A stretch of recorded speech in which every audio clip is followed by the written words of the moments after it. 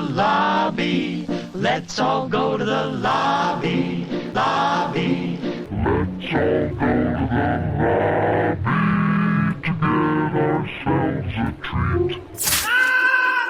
Hello, horror hounds, and welcome to Now Slaying, an It Slays podcast production where we break down the latest and greatest in the world of horror. I'm your not-so-humble host, Colton. I'm Rowan. And today on the show, we're going to be doing something a little different. By the time you're hearing this, you've likely already unwrapped your gifts, fought with your family members, checked out a Christmas Day screening of Nosferatu, or celebrated the holidays in whichever way you see fit. But us, we still have some work to do. That's right.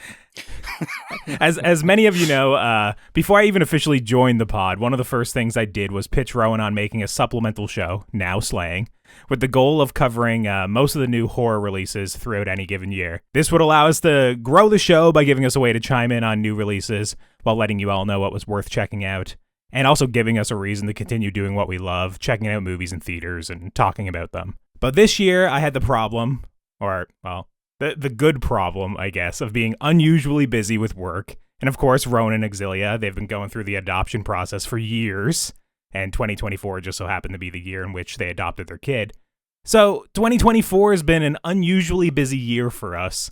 And it's not lost on us that we may have missed out on reviewing a few releases along the way. We've seen the messages about when are we going to talk about the box office juggernaut that was Terrifier 3? Or when are we going to cover I Saw the TV Glow like we've promised after mentioning it 5 times at the end of episodes much earlier in the year? Or how could we put a bow on 2024 without talking about that one kill in A Violent Nature? And the answer is, well, we can't. So over the course of the next, 2 hours, maybe 2+ hours, we'll be doing just that and more. You know what? I've been hogging the mic. So, Rowan, how about you let the people know what lies in store on this very special episode of Now Slaying? So, we're going to break it down. We've got 12 movies that we've identified we've missed, and we're well aware there's probably many more other than that. There is, but I mean, we can't spend all the holidays watching, something that's not worth discussing, or maybe something that it's just kind of like, we wouldn't have much to say on it. Some of us have seen additional things that we likely would have covered. It's just, we just picked the 12 most interesting ones and biggest, omissions, basically. Exactly. So we'll be talking about each 12 in segments. You'll hear a lovely sound effect, so you'll be able to go through the chapters on the podcast list in case you don't want anything spoiled, because guess what? We're not doing spoiler-free section for any of these, because like Colton said, we're going to be here for a little while. So why make it like a 5-hour episode when we can cut it down? And we're going to spoil the shit out of all these. I imagine some of them we're going to talk about for a little bit. Some of them, we're just going to say the title and already just want to get out of the conversation and rate them. Yeah, some of these I've seen literally 7 months ago, and I had to go through the Wikipedia synopsis. I had to review what were the kills in it. I had to kind of look at my Letterboxd feelings. So, it's not the most up-to-date discussion in some respects, but I think in a lot of ways, a lot of the ones I watched a long time ago, you've watched more recently, so I think hopefully we can kind of, at least pad out the discussion a little bit. Yeah, exactly. And all these 12 movies, or 11 of the 12 movies are available on VOD right now. So it's the sort of thing, it's like, if you're interested in seeing this movie, just skip over that section, and you can pop it on VOD and come back another time, or, if it's something that you're not interested in, just skip past it, And with this, I think I'm not even going to bother getting us to do the official It Slays review rubric. Because it's kind of at a certain point, it's we do a whole 2-hour discussion lots of times on one of these movies, or at least a 90-minute discussion. Then we give a score. And now on Now Slaying, it's kind of boiled down even more, where we review it for 40 minutes and give a score. We can't get down to giving it a 10-minute discussion and do a score. So basically, we'll just give our thoughts on the movie if we like it, if it's worth checking out. A little bit more casual. And the way we'll be covering them is basically we'll just be going through the order in which we likely would have covered them on the show, whether it's from their theatrical release date or when it hit video on demand. And that way, it also makes a little bit more sense to the listener, because we'll be starting with older releases first, ones that, most people have probably seen, working their way up to, finally a movie that I think is still in theaters or was released earlier this month. So yeah, with all that in mind, I think the first thing we missed this year was it's a big pick. It's Winnie the Pooh, Blood and Honey 2. And I guess, I don't know, maybe I'll just get right into the discussion or like the synopsis. I don't know. I got the little blurbs for these. Should I do that to at least set up these movies? Yeah, let's set it up All for right. the good people. Yeah, Winnie the Pooh, Blood and Honey 2 was directed by Reese Frake Waterfield and written by Reese Frake Waterfield and Matt Leslie. And the story is as follows. 5 months following the murders from the first film, Christopher Robin struggles to maintain a regular life while dealing with PTSD. However, deep within the 100-acre wood, a destructive rage grows as Pooh, Wiglet, Owl, and... Did I say Wiglet? Wiglet.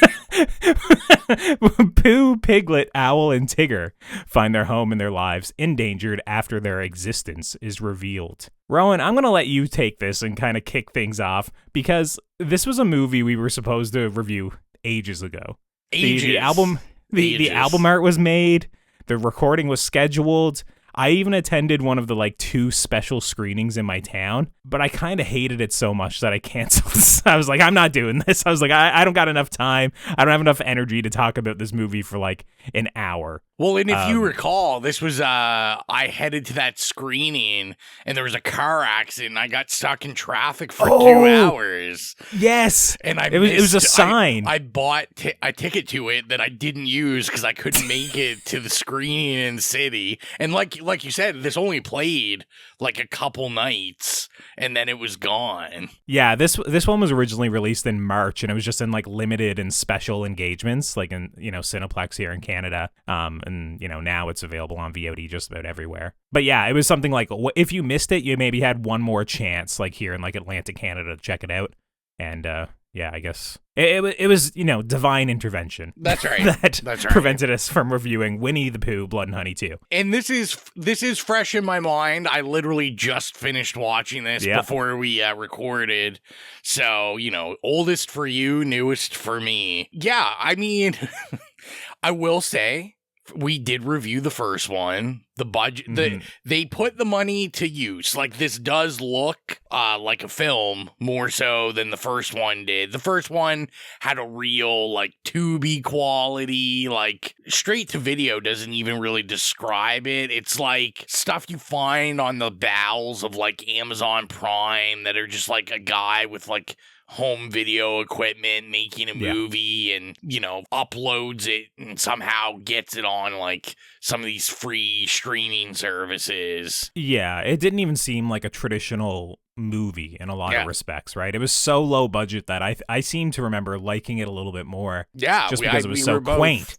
That I was just oh, this is kind of fun in a way, watching it. It is obviously a cash grab, of course, but it was the sort of thing where I was oh, it's almost like watching people figure out how to make a movie in real time, that first one. Where this one, you're right, the budget was way bigger. Way bigger. And I mean, this has tons of kills, tons of kills. I feel every 10 minutes we get 3 people, usually either beheaded or their head crushed. This might hold account for most heads crushed in a movie. Because there's at least, I don't know, 15, 20 heads that seem to be crushed. We even get Winnie the Pooh, catching a girl's head in a rave scene with his bear trap, ripping it off her head while it's in the air, getting his bat out and hitting it like a baseball, and it just explodes. I was probably half asleep by that point. I remember watching this and everyone was oh, it's so funny, or it's it knows what it is. It's it's a splatterfest sort of thing. And I remember watching it and just being I'm so annoyed the entire time. It just it just felt so soulless and so much like a cash grab to me, which was funny because, both these movies are cash grabs, of course. And now this whole Pooh-verse expanded universe where they're bringing in Bambi and Peter Pan and all this shit. It's all cash grab, right? They're just, they're basically they're perverting our childhood, Disney movies or love of childhood, cartoons and stuff, right? Yeah. Making a horror franchise out of it. But this one, for whatever reason to me, felt especially soulless when I was watching it, just because I was okay, there's a lot of kills and whatnot, but like it's like purely for money's sake is what I felt like when I was watching it. And I don't know if you felt that, but you probably felt this was just a lot more fun. But for me, I was like, I kind of liked the quaintness and like the indie spirit of the first one, where they were trying to like, I don't know, like the scariest thing in the movie is probably like a shot of Pooh with like glowing eyes and honey on his chin or some shit. You know, it's just like there's not much to it, I guess. I was gonna say, is the scariest part me trying to figure out why there's a crow in it when really it was just supposed to be an owl the entire time? Obviously, I don't know my Pooh lore, so when you messaged me, I was like, no, there's not a crow, but I was also like, I remember for a long time in the movie not realizing it was an owl either. Like I didn't know what it was, and like I was in the movie, but like basically being like, oh yeah, there's like rabbit as well, and there's like Eeyore. And I was like, oh, I think Eeyore got eaten in like the lore of the first movie. It's like, you know, I was just like racking my brain for like Winnie the Pooh lore that like, you know, when I used to watch that bumbling bear as a kid. And then now like as I've seen these movies, like exactly like where are these characters and who's alive, because I think Piglet, doesn't he die within the first like 20 minutes of this movie? They some guy shotguns Piglet's head right off. It explodes. Another exploding head.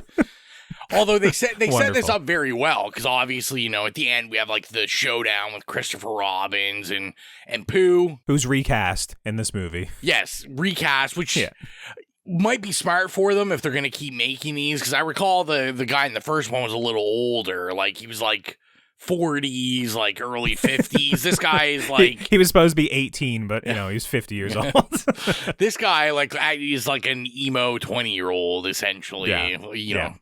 So, but I mean, they set it up well. They give you all this lore where they tell you right before all these characters start dying, like Piglet and everything, that they have regenerative powers.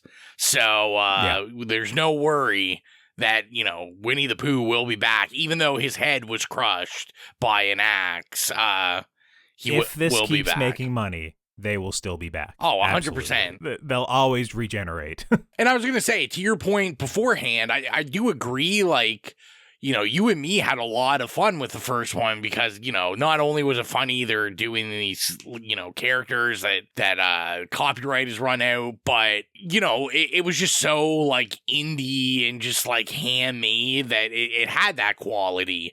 Now, I would argue that, you know, we're going to talk about another movie in a series in this Now Slaying episode that I would argue is very similar into where the areas they're going that I don't necessarily like. Interesting. Okay. I'm looking at you, Terrifier. Yeah, you're talking about probably like the baseless just killing, or the only really redeeming quality of the movie is probably in its gore or its kills. It's like cheap enjoyment, I guess. Like, you know. And as a horror guy, like I will say, like some of the kills in this I was having a riot with, and of course, because so many heads explode or crush, like there's a certain point where I'm just like, this is hilarious. Like this is all they got. They're like, how many heads can we explode?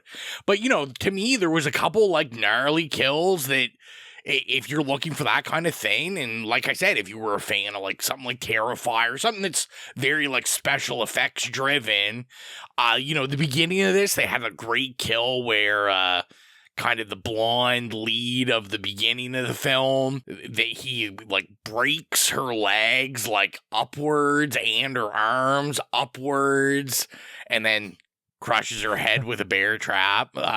Okay. But like I was like, this is pretty gnarly. I'm assuming it's practical. It looks pretty practical, which she never walked again after that. Yeah, no, it was real life.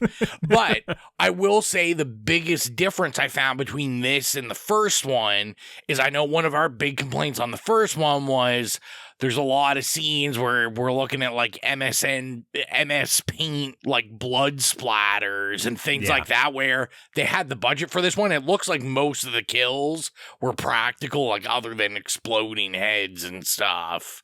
But even some of that was, you know, fun, I guess. Yeah, for me, one part that was missing in this that I remember actually being impressed with in the first one was the animated intro sequence. Yeah, they had like a hand-drawn sketch one at the beginning. I did like they brought it back in the middle when they were explaining the lore of Winnie the Pooh.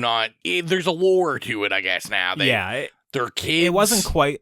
it wasn't quite the same style though. Like I remember the one in the first one, like once again, it was low budget, so it was almost like charcoal scratchings and like vague shapes and stuff, but it worked for kind of the atmosphere and especially the story at that point in time where they were talking about a bunch of these animals starving and like freezing to death over a harsh winter sort of thing. So I was missing that from this movie. And then also, when I was watching the movie, Tigger being like a thinly veiled Freddy clone in like the third act of this movie. Oh, I'm glad. What do you think of that? Where he has his claws out and he's quipping, and I think he even might say, I think he's calling everyone bitch all the time. I was saying the auxiliary. I was like, yeah, apparently they just gave Tigger like the most stereotypical black voice like possibly could do, and he's just calling everybody bitch. I mean, he does get introduced in what I thought was the key scene, because I thought when I saw the first one, I'm like, I'm really confused. Like, we have these Winnie the Pooh characters. It seems to me like we could really tie these guys all in with a crazy rave scene. Like, Winnie the Pooh raves, it goes together. It's like blood and honey. I just love the fact that our whole, like, finale scene is in not only a rave, but it's a rave that seems to really only be in, like, this one room location. There's not like that many people at the rave because they obviously didn't have all the extras.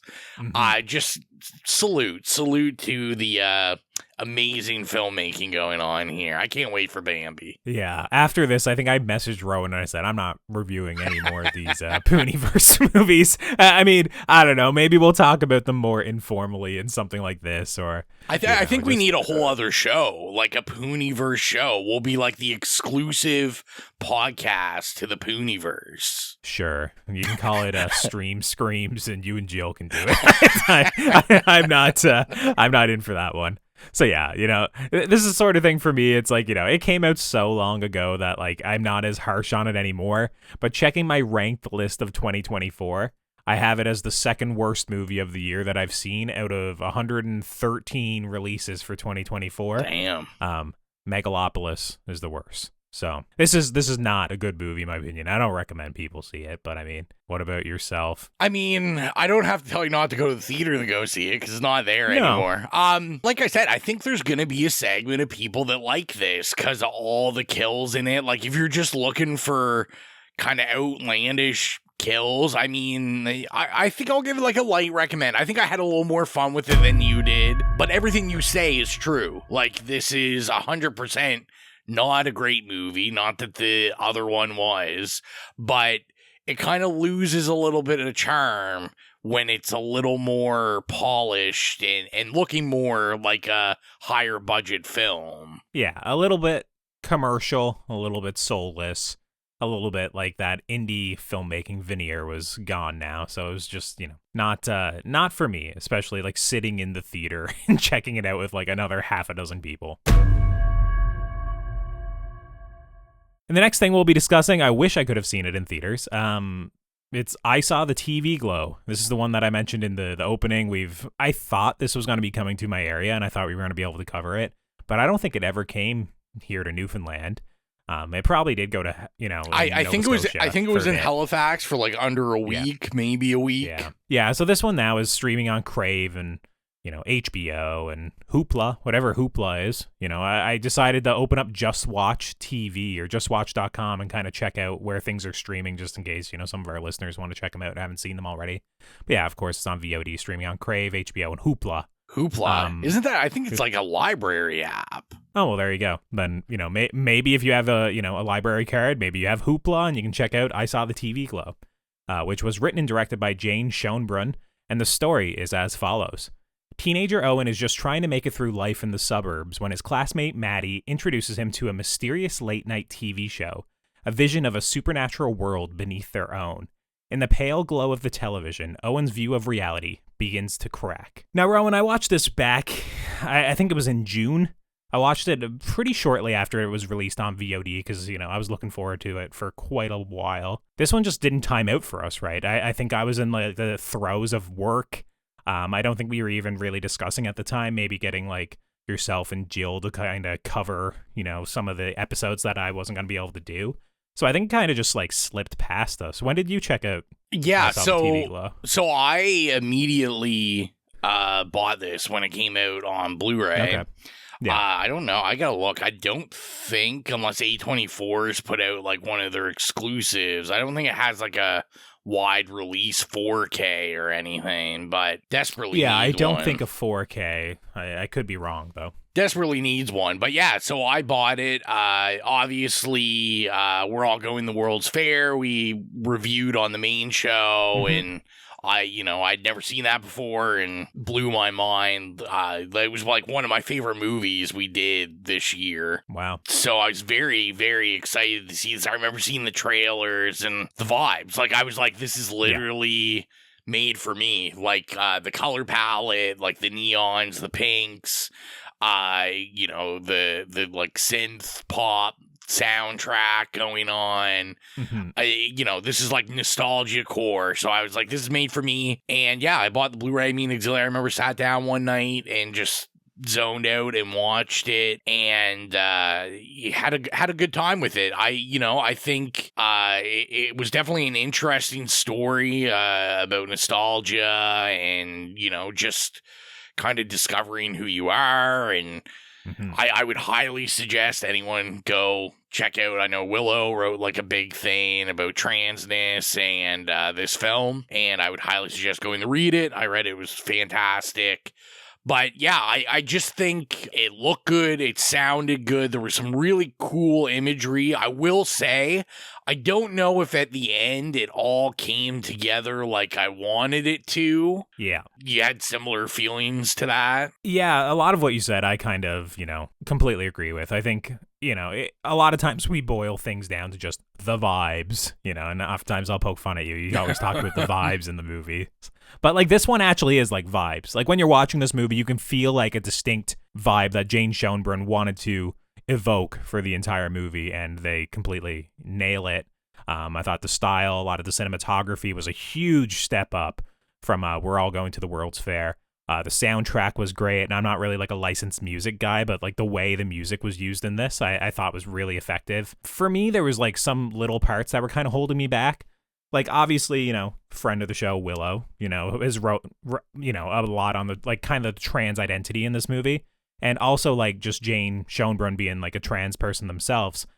It was the sort of thing where I was like, am I supposed to be looking for, like, kind of the trans message in this movie? And I think this is one where it literally is almost, it's less than subtext. It's more like the actual text of the movie. Yeah. But also the movie doesn't completely 100%, obviously it is in there.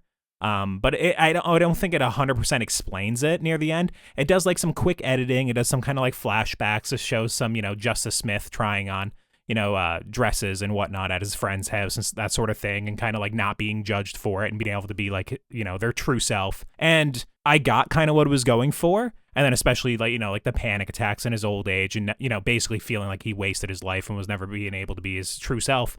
But it was the sort of thing where I was like, okay, I get the themes. I think I get what you're trying to say, but I do have to consult Wikipedia and just make sure that I'm not projecting, which, I think I could have got there if like some of the editing was a little bit clearer at the end, or maybe if even, this movie is very talky. It's very narration. There's a lot of it in the movie. There's a lot of like exposition and explaining, and it's kind of like in the third act when you almost need certain things to be explained. Yeah, Jane Schoenbrun takes a step back, and it's kind of interesting. I do admire like being able to kind of like make your audience kind of form their own opinions or try and like figure out exactly what the text of the film is or what you're saying near the end of it. But it was something for me that it was like, it felt like that I was watching a biopic and then had to Google how the person died, and I was just like, I'm watching the biopic. I should know what happens to this person. So that was a little frustrating for me. There was also, there's some bad VFX at times in the movie, like CGI shit that, it was used sparingly. There's a lot of practical stuff, especially in the recreations of like the Pink Opaque, the TV show that they're obsessed with, that I thought was really well done. But there is also like moments where there's a lot of CGI kind of nonsense going on in like more emotional or more important scenes that was a little distracting. Not enough to like, ruin the movie or anything, but it was kind of like, I wish you went with a different effect here, I guess. Yeah, I can't overly remember any effects. Like, I remember some looking like, but... There's like, I think like lightning shooting out of the TV or like head going into the TV, that sort of stuff. Like, almost like Late Night with the Devil. Yeah, You know, like how yeah. that kind of goes over the top and almost like corny. And I can understand maybe that's like a mirroring of like the 90s TV show that they Yeah. have like a fascination with. But it was something that like where the rest of the movie looks so great. It was something that just kind of distracted me a little bit. Yeah, and I do want to say, we said Justice Smith was in this and fantastic, like super good. So Justice Smith, I'm not gonna lie. I like hate him in basically almost everything he's in. I can't stand him. I think he's terrible. And like, no joke, I'd say 90% of the stuff I've seen him in, he's bad. I think in Detective Pikachu, I was like, he's serviceable, whatever, he's fine. This, I think he's great. Other than the choice to kind of cast him as, I think, like a grade 9 at some point in the movie. That was a little goofy. But I mean, that's not his fault. And he completely embodies this character and kind of completely sells this idea of like being nostalgic about this earlier time and like the wistfulness of like the days gone by. And also like when Bridget Lundy Payne, who is absolutely incredible in this movie too, and I think they actually have an even like harder job in this movie to a certain degree because they're gone for such a long period. And obviously Justice Smith, you got to feel the loss. But also as like an audience when I was watching it, I enjoyed their performance so much in the movie that like when they weren't there, I was like, this movie is lesser. But also, like, I know they're going to return, so I'm like anticipating for when they come back on screen. And when they come back, like I think it's in like a supermarket, they just return, and then they wind up having this, this whole like, I've been somewhere else. There's a new world outside of this. Essentially, they've been to the Pink Opaque. There's a new season like that they can write or tell them about. There's more to this life essentially than what you know. They have this really tall task of this huge like exposition dump, and it's done in like a very like there's so much like terminology and kind of lingo and like just like high concept ideas that they have to like deliver and directly like to the camera and to Justice to like explain it all. And yeah, like Bridget Lundy Payne just like kills it. It's the sort of thing where it's like probably like 5 minutes long, and I'm just like, how did you remember all this? How did you do this? And how did you actually convince me that there is a Pink Opaque, like an actual world beneath this world that you have to get to like through killing yourself, essentially, right? It was, I don't know. They're great. The performances are great in this movie. I was absolutely shocked. The one detractor going into this movie was Justice Smith, and I was just, he I don't completely have won this me over. harshness against Justice Smith. Okay. But I feel like Okay. I feel like I've only seen him he was in Dungeons and Dragons, right? Or Yeah. yes. But see, But for my me- experience with him is The Get Down, which was a show that I absolutely adore. On Netflix, which was like the first thing I think he was ever in. That's pretty much my experience. The Get Down. So and my this. experience is loving Jurassic World when it came to theaters. See, and I've never originally. seen any of those. And then Jurassic World Fallen Kingdom, he's in there as kind of like the screaming, like just freaking out all the time, like high-pitched squealing. He's like the one that would have like the Star Wars line, they fly now sort of shit. Like he would have that sort of energy. And he was just incredibly irritating the whole movie. And I didn't like that movie very much anyways for what they were doing. But he was like a big detractor, and it was sort of like he just kept popping up in a lot of movies, and he would always be like the weakest aspect to me. But once again, he's won me over to a certain degree. He's great, and I saw the TV glow. And lastly, before we move on to something else, it's just kind of like I think it's not often covered in film, like the effects of nostalgia, and sometimes like, how those ideas can be changed and like they're not as great as you remember. It is oftentimes covered in like a coming of age movie quickly, but this does such a great job of doing it by showing like the Pink Opaque, what they believed it was like as children, and then showing it like as they're older, and it's like all the effects aren't as well done. There's no magic. This isn't scary. This is corny, but not even in an endearing way. It's kind of like vapid, and he doesn't understand how he ever enjoyed it.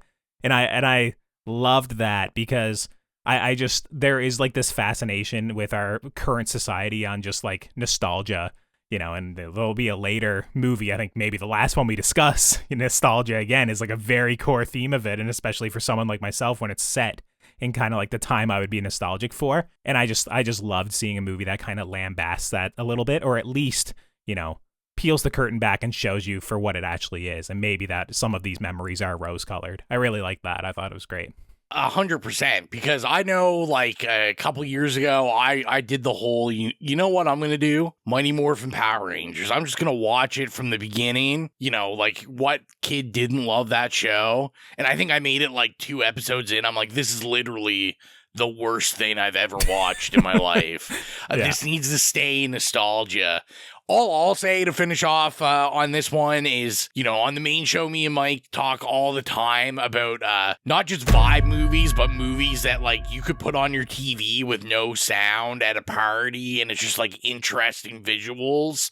This is, like, almost at top of the list. Like, it's just, like, so visually delectable that it is amazing. Yeah, I agree. This is one that's, like, obviously, I mean, I think most of our listeners would have seen this already, but if you haven't seen I Saw the TV Glow, definitely do yourself a favor and check it out on Crave, HBO, Hoopla, or VOD, or wherever.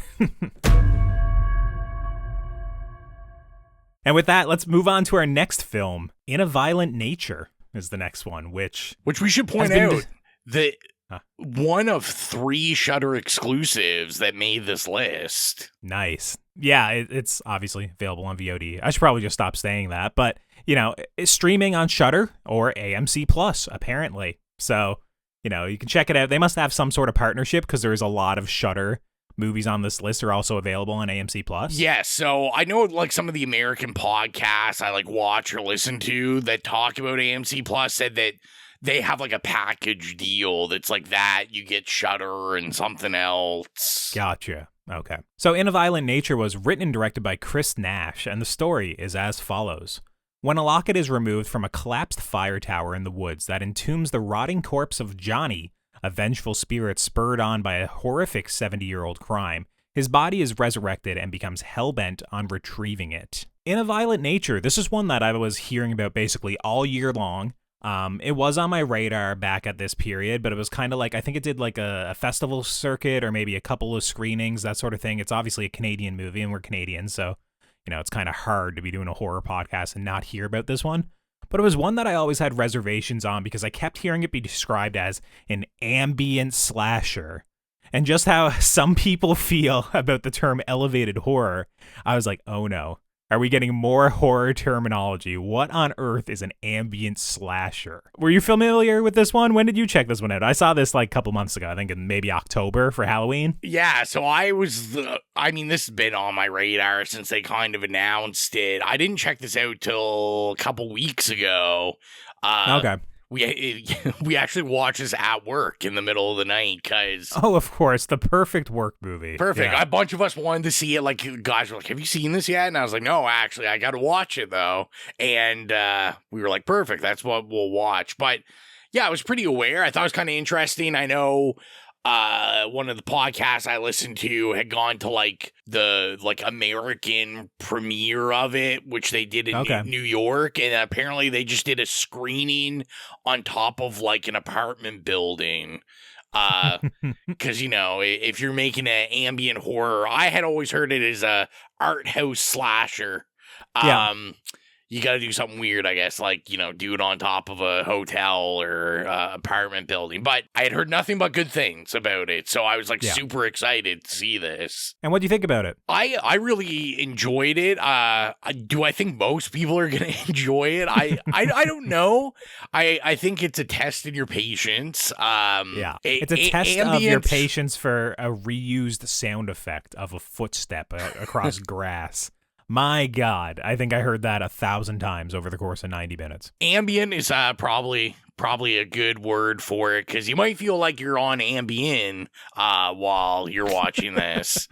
It's slow, but, you know, I like the experiment of, you know, you're kind of following this, obviously, Jason Voorhees stand-in. He resurrects just like Jason has, you know. Hand up from the ground, you know. You know, similar, like, you know, big stature guy, you know, he has a mask on. And, you know, it's kind of, you know, in a nutshell, would you say it's basically about, like, what are these guys doing when they're just walking through the woods? Like, when they're not killing people, like what's going on? They're getting their steps in, man. Yeah. That's what they're doing. There's a lot of them in this movie. You know, they're trotting. I did like a lot of the way this was filmed, though. Like, it was experimental in certain ways. It's not unseen. Like, you know, the camera's kind of pulled back, almost like what would be in a third-person video game point of view for a lot of it. It does use more traditional camera angles, and there's even some inventive stuff, like either with overhead drone photography or maybe a spider cam or something like that I thought is used to great effect at times in the movie. And also just a good use of static, like, locked off shots as well. Like, there's a sequence when I believe he's wading into a lake to go and get a swimming woman on the other side. That is just, you know, a static shot for probably 5 minutes, as, you know, we imagine he makes his way over, walking across the bottom of the lake, and then finally drowns this poor girl. Or there's another section where I think he takes, like, a ranger, and he winds up killing them in, like, a log splitter. And that's like one really long locked off shot. And that's very gnarly that I was just like, okay, the camera's not always moving. We're not always doing things experimental. It does have obviously like a more like 4:3 framing to it. But I did think a lot of the camera stuff worked. Now, did it need to be like 90 minutes long or whatever this is? I'm not 100% sure. There's about 6 minutes of killing or gruesomeness in this. The rest of it is a lot of, like we said, walking around, admiring the sights, you know, hearing the birds chirp. It looks beautiful. It does look beautiful. Yeah, it does. I'm not sure if it needed to be that long. There are a couple of moments in the movie where it also kind of betrays that core conceit, like obviously most evidently in the third act, where the point of view changes from him to the girl that escapes right at the end of the movie. Yeah. But also there's a point earlier in the movie where they cut to like kind of like some people around a campfire, and they're basically telling like ghost stories, and it's basically the exposition on like his whole lore about Johnny, this, you know, bullied kid that was pushed off the fire tower. And even though it was like, okay, now at least I understand like who this person we're following is, it felt like a little bit unnecessary for me to go and like listen to these other people talk about him for probably upwards of 10 minutes.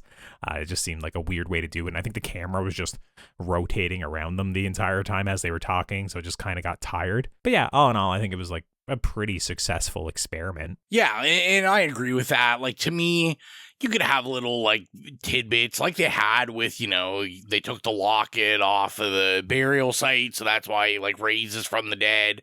Like, little tidbits like that, but I don't really care about his whole backstory. Like, you know, the thing we always talk about, like, the less we know, it's usually a little more, like, frightening, especially because the violence in this is brutal. Like, when there is violence, it's very brutal. It's very well done. Like, it's not for the squeamish. And I think if there's some mystique in that, like this guy, we obviously know he's, you know, some like mythical or whatever, like being, because he, you know, was buried and he came alive. He's a zombie or something. But like, if we don't know, I'd be okay with that.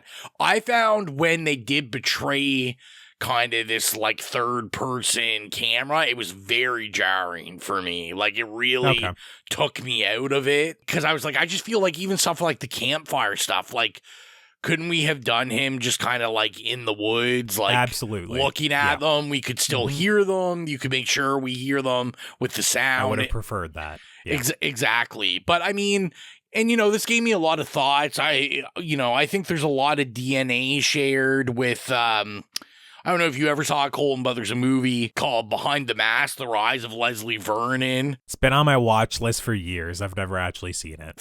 From 2006. And I was like, there's so much of the DNA there. That did the hard work. That walk so this could run. Obviously, that's more of a comedy, but very much, you know, it's like a mockumentary of a guy trying to be an iconic slasher, and you're kind of following, even though it's done in the documentary style, you're still kind of just following him around in a third person, like, you know, trying to run and be somewhere that it looks like he just appeared there. And I just kept thinking about that. But yeah, and I don't know if I necessarily loved the ending. I know we got to be weird, like you want to be this art house slasher, but I'm like, getting in this old lady's car that's just mumbling about nothing really, like no importance overly to the thematic movie. Importance of, essentially, wasn't it something to do with like her father surviving a bear attack or being killed by a bear or something? It was basically like this apex predator idea, and you can still either it'll get you or you'll survive from it. That was the sort of the idea. It felt like I it went guess. on for like 10 minutes, though. I It know did, it did, yeah. And I was like, this is way too long. Yeah. Like, if nothing else is going to happen, like, let's just end it. I almost felt like this needed to be like a longer short. Like, you know, like a 40 if this minute. was like, I completely agree. I was literally going to say 40 minutes, I think would probably be a lot more effective than 90. You can still have the feeling of kind of wandering these like long distances, but like not so much that it kind of like lulls you into like almost falling asleep or, you know, kind of just glazing over. I did like the ending personally, just because I liked the paranoia, the idea of like the thematics of obviously the being pursued by a bear, mauled by a bear. I can't remember the specifics, but obviously I understand like the theme of it, what it was going for. And I like the idea of, I believe they like pull over and she's like looking into the woods and just like waiting for him to essentially come get her. And then that end shot is fantastic. I will say that, like just kind of the woods. It seems to me like maybe the issue is I didn't have Jill to bring Jill's theme corner into play here. Yeah, this one was too highbrow for us. We didn't understand the themes. Yeah, we need a full discussion when we do a full episode on this in 2 years' time. You know, we can get into that. But yeah, lastly, before we go, we got to quickly discuss the main kill. There's a little bit of back and forth over this, I guess. Some people find the log splitter kill probably the most disturbing of the movie, which I agree.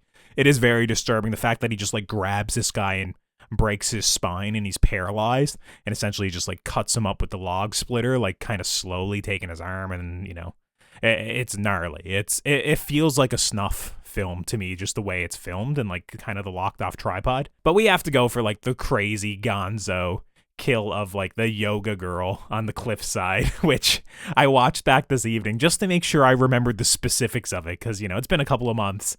And the fact that he walks up to this girl, basically punches through her midsection with a hook, turns her around, drives another hook, or takes the same hook, I think, and drives it into her head, and then pulls her head back through her midsection. It's insane. It's like a Mortal Kombat finisher, like on, you know, a slasher movie, that I was literally like, oh my God, he just folded that girl in half like a chair. Like, insane kill. I don't know where they came up with that. That was wild. And this is where like the log splitter, like, this is where this movie, I think, is going to continue its infamy and it, you know, really shine. Yeah. I remember all of us at work watching that happen, and we all were just like, "What the fuck just happened?" Like, yeah, that's the only response to that. Yeah, I was like, I can't believe what I just saw, and the practical effects of it look fantastic. Like, yeah. It's just, you know what? Like, the hype is real on this one, I feel. Yeah, I would agree. It's worth checking out. Like, if, you know, you've seen a lot of other horror releases this year and you kind of, you know what you're getting into. Like, it's definitely going to be more of a slow burn. I even would say for something like this, like, it might not even be that bad to skip around a little bit, or, you know, I mean, that's sacrilegious, but it's just like, there is long sections of this movie, probably 10 minutes at a time, where there's literally not much happening. So it's not on like a Skinamarink scale where you're like staring at static and trying to make things out of it. It is a little bit more going on than that, but, you know, it's not too dissimilar from that, I guess. But yeah, I enjoyed it. It was all right. And next we'll get into The Devil's Bath, which is available on VOD, and it's streaming on Shudder and AMC Plus. And I think this one didn't even really go to theaters over here in North America. I think this was one that kind of had a limited release over in the UK and Austria, and then I think it just went straight to Shudder back in June. So this was one that, honestly, I don't think we would have covered back in June. I'm not sure if it was on my radar back then. It was at some point in the summer, because I've had it on my watch list for ages. But then it kept cropping up through podcasts that I was listening to. Most, like, recently, one of the podcasts that you told me to listen to, The Big Picture, they were hyping up The Devil's Bath there a couple weeks ago. And I was like, you know what? I've heard no less than 4 or 5 different podcasts, usually with people I respect and, you know, are far, you know, more well-spoken than I am, discussing how great this movie was. And I was like, I got to check it out. I thought the poster looked kind of lackluster. You know, it's a foreign language, you know, German, Austrian co-production. It's a Shudder original, which sometimes can be a good. Sometimes they're bad. You know, they're not super consistent. And boy, am I glad that I checked this out. I guess I'll tell you what it's about before we get into it too much. The Devil's Bath was written and directed by Severin Fiala and Veronica Franz, and the story is as follows. In 1750 Austria, a deeply religious woman named Agnes has just married her beloved, but her mind and heart soon grow heavy as her life becomes a long list of chores and expectations. Day after day, she's increasingly trapped in a murky and lonely path, leading to evil thoughts until the possibility of committing a shocking act of violence seems like the only way out of her inner prison. Now, this is one that I will put asterisk next to. We are going to spoil it, for sure. But I just want to caution you that if you have not seen this and you're thinking, I don't care to see this, whatever, Colton just set it up as this foreign language thing. This is like, I don't say this lightly, to me this was like 2024's The Witch. So this is like, you should check this out if you are at all interested in folk horror, slow burn horror, elevated horror, period pieces, anything like this, basically like psychological horror. You should check this out. So if you have not seen this and you're going to listen to this, just I'm going to let you know we're going to spoil it pretty quick. So you should skip past this or go check it out. But yeah, I was completely in the bag for this movie. I don't know if you felt the same, but I very much enjoyed this. I'll let you talk for a minute about this before I just keep rambling on. I was, I didn't know what to expect like you. It was same thing, like listening to multiple people recommend it on podcasts and stuff. Obviously, we reviewed The Lodge, so I was a little familiar. I never saw Goodnight Mommy or the I remake. haven't either, and I'm going to watch it now for sure after this. I was very positive on The Lodge. Yeah. This is even better than The Lodge. So yeah, I got to check out Goodnight Mommy. Yeah, and this is, I don't think you're overhyping it. This is kind of like the real deal. I'm kind of like very disappointed that Shudder didn't do a better job of pumping this out, because to me, this is like up there with probably one of the best things they've ever done as like a Shudder exclusive. Yeah. I mean, just from the opening of the scene. Insane. With the woman dropping the baby like over the waterfall and just like watching this baby die. And also not doing it like, okay, obviously there's theatricality involved in it, but I mean, it's not like you don't have the violin screech. You don't have traditional horror music. You don't have anything playing at that moment. The head it's just didn't very explode. Bleak. Exactly. Yeah. It was just very matter of fact and bleak. And basically, like, it was very, like, instantly I was just like, this is a crazy opening. I'm completely transfixed. And I was like, okay, this is probably going to be our main character racked with grief. And it's just like, oh no, the next shot is her going to, the authorities and turning herself in. And then I think the next shot after that is like her beheaded body just sitting there on like public display with kind of like a picture of like an artist's rendition of the act that she committed, where she almost looks like demonic throwing this baby over the cliff and kind of like basically warning people that if you commit acts like this is the result of, your actions essentially when you do horrendous things like this. It was something that instantly I saw it and I was like, oh, this was real. I saw it instantly. I was like, they did their research. This is like a period piece with like so much historical accuracy to it. It was something that even like what the whole purpose of the movie is that isn't even revealed until kind of like after the final scene when you get in like the writing of like how real what you've seen is. These people were just like mining history for like the most horrific things that happened back in the 1750s. I couldn't believe it.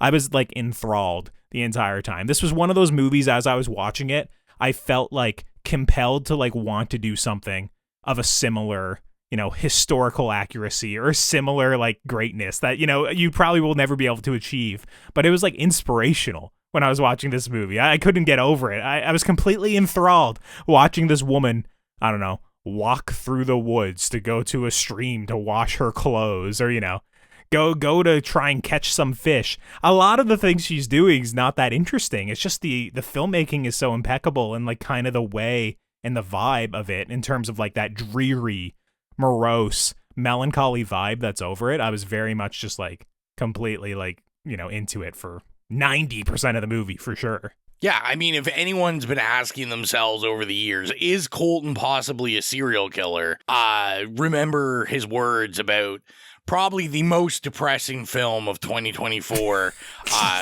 He used words like enthralled. He was giddy. He was excited. Yeah, this is okay. Like, you know, the people that are talking about Terrifier 3 as if it's, you know, the epitome of cinema, or more so the serial killers. This, I didn't know 100% what I was watching. I didn't know the reasoning behind it. I didn't know if it was demonic. I didn't know if it was a mental illness. I didn't know if it was just depression. I didn't know if it was some sort of mania or like a disease. I had no idea where this was going. Other than that, either. Wherever it was going, I was interested. Yeah, and I mean, that's really most interesting thing about it is whether you know at the beginning, whether you know at the end. You know, I knew going into it just because I had looked up. I was like, oh, like, what's the deal with this? And I'd heard people talk about it and that it was, you know, this real event and stuff that women did, you know, that obviously had, you know, like some sort of like serious depression issues. And, you know, it's just wild that, you know, we don't really need to make up horror stories. Like, they exist and they're real, and it's like, this is real, this happened, and it's just I like, words can't describe the entire time I'm watching it. I'm just like, I'm depressed, but like in a good way. Like, I'm just like, what am I watching? Wow. In a way, if I knew what it was about going into it, I probably would have found it more depressing. But honestly, like, I was watching this woman who, like, you know, basically her purpose in society, but also like what she wants to do in life is just have a child, right? Yeah. And her husband, who I believe, you know, in the movie is probably closeted homosexual, you know, has absolutely no interest of having any sort of relationship with her and will never want a relationship with her. So not only is her own self-worth basically she's never going to be able to get what she wants, but also like everyone in the village is putting her down as well, basically saying, you know, how, like, you know, women, if they don't have a child, they don't really have a purpose, right? Yeah. So there was this aspect of like, okay, like obviously she's feeling low, but also I didn't know, like, okay, she's very religious and very devout, but also she has like almost like another religion that she's kind of hiding in the basement. And I was like, okay, like, is she just hedging her bets? You know, she praying, she's so desperate that basically if there's anything out there that will hear her, that, you know, she can have a pregnancy, that's what she's going for. And I was just so like fascinated by it. Once again, I was like, oh, is she going to accidentally summon a demon? You know, what is this? I had no idea. And then, you know, ultimately at the end, it just winds up being essentially like documented cases of assisted suicide in women.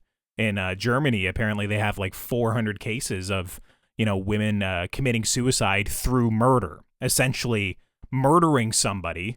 Always, mostly children, because they're so religious back then that they believe if they commit suicide that they're going to go to hell. They would rather murder, have a chance to absolve their sins with a priest, and then be publicly executed than just going through a suicide. I just thought that was such a, like, obviously it's bleak, it's incredibly dark, but I was just like, the fact that this existed less than 300 years ago, and the woman that we're watching at the beginning of the movie is a documented case, and the woman that we're following, Agnes, for the entire movie is another documented case. Yeah. Was insane to me. I couldn't get over it. I was just like, wow. I just kind of had this wrong for a lot of the movie. I thought there was like other forces at play or something. And the fact that it's just, you know, this mental degradation of like this character's mind and their soul, it sounds like onerous and hard to get through and it should be dull. But for whatever reason, it was just like, I didn't know what was happening, that I was just kept on edge. And some of the shit that that happens is just horrific. Like the answer that her husband comes up with by like bringing her to the barber, which once again, at first I was like, the barber? And then I was like, oh wait, barbers used to perform minor like surgical procedures, and they used to be kind of like the town's like doctor when the doctors weren't there. So I was like, okay, so she goes to the doctor essentially, and he says like to put a length of horsehair through the nape of her neck. So he stabs her with a needle like through the back, a hook, and puts a length of horsehair through the back, and she's supposed to tug on it each day to kind of irritate it and make sure that it gets infected, because how they believed back then the self-depression was when the pus wells up in the wound, when the pus, you know, is squeezed out or escapes, then that also like bleeds out the melancholy with it. That I was just like, man, like someone was a history nerd on this movie. Someone was doing their research, that I was just like, that was so fascinating to me. That's the thing. They created such a realistic world, that I didn't really care like exactly like the why behind things. Like obviously I was completely, following Agnes and felt like her pain, and I was, kind of wondering what was happening to her for so much of the movie. But it was also just like how good the sets were, how good the costuming was, how the customs and rituals and traditions and all this stuff that they're doing that I don't completely understand, but when I'm seeing it on screen, I know that it's authentic, that I just had that feeling. It was just, it was very impressive. I've just been, Yeah, I mean, you're praising, saying but everything that's how I was going to feel, say about it. Yeah, like, this is probably one of the more exciting things I've watched all year, like, in just movies, period. Like, it's just... it instantly went into my top 10. I still got to think about it and, go jockey for positions, but instantly I was just like, this is like, the last time I was this excited about a horror movie this year was probably The First Omen, and in some ways this is even more impressive in some ways. It's a lesser budget and whatnot, and just like kind of like what they revealed is just insane to me. Yeah, it's super insane. And, I guess always a good thing, a movie that makes me want to read. I saw that it's like... I was the same way. Yeah, I wrote down Kathy Stewart's book, Suicide by Proxy in Early Modern Germany, is one of the books they used, to make this movie. And I'm like, well, I've got to read this. Like, this is just like super fascinating. And I'm not even like a history nerd guy. And I'm like, I need to find out about this. Like, this is insane that I've never heard of this before. Yeah, it's just nuts. Just nuts. One last thing before we go. Well, we just got to talk about the specifics of the ending, just because that scene where she's confessing basically everything that she's done throughout this movie, and largely a lot of it isn't even that bad, basically, harboring, resentment for her husband, or not being a good wife, or not tending to the animals. It's like, yeah, sure, to a certain degree it's like, that's what she was supposed to be doing. Those were her duties, but clearly she had like this other thing hanging over her. But to ultimately like confessing that she killed this kid, and you seeing just kind of like how cold and quick that she lures this kid off to say a prayer with her, and just stabs him like twice, really in quick succession. It was just insane. But like that look of like ecstasy on her face when like the priest finally says like, you'll be absolved, like, basically, we'll forgive you, my child. Very similar to The First Omen, a very impressive freak out on camera of that like laughing and crying and mania, just like losing her mind. I thought it was so impressive. And then it was something that I've seen in Saint Maud a couple years ago as well. Like Morvid Clark, she does a very similar thing in that movie where it's like kind of the ecstasy of basically feeling like a higher power is looking out for you and getting all this off your chest, and like you're going to be absolved of your sins. It was just something like, when I saw it, I was like, this is crazy. To go from that to her being like dragged behind, a horse into a public square, and then, propped up to get the public execution. It was just like, lesser filmmakers would have ended this movie at so many times leading to this moment. Like, you could have ended it when she turned herself in right away. It's like, okay, yeah, we can extrapolate. We know how this ends. You can end it when she, gets the absolution for her soul. We know how this ends. These filmmakers, they go all the way to where it's like, not only gonna cut like when she gets beheaded, which we do see. It's like, we're going to build it up. It's in a public square. Everyone's anticipating it. She's singing a song with the hood over her head. A kid's singing along with it because it's like a nursery rhyme for children. And then, she's beheaded, and it's not enough. It's like a joyous celebration. They're drinking her blood. They're drinking her blood, which is also historically accurate. Apparently, back then, they believed if you drink the blood of the guilty and executed, that it would be a way to stave off depression. So it's like they're all like, gathering around. They're gathering her blood in like this, basically this offering plate, and, dipping cups in it and drinking it. And it's a joyous celebration. And like in the background of like this throng of people celebrating, it's just like the character we've been following for the past 2 hours, just like her lifeless corpse, just in the background propped up. It was just crazy. I honestly don't even know how they figured out how to like conceptually make all this. Like, it was just how it all came together, how you'd get the funding for it, how much research was involved in doing this. I don't know. This is incredibly impressive. I very much enjoyed this the other night. And I turned this on at like, I don't know, 11:30 to 11:45 at night. And I was like, oh, it's 2 hours. It's a foreign film. It's going to be a slog. Within 5 minutes, I was into it. So, yeah, this was very much for me. I truly enjoyed it. And, you know, if you know how I care, how much I enjoy A24 stuff and Robert Eggers, for me to say, like, this is The Witch for 2024 is, you know, a very high praise coming from me. Yeah, I'm in the same boat. I think this is quickly up my horror list, best of for 2024.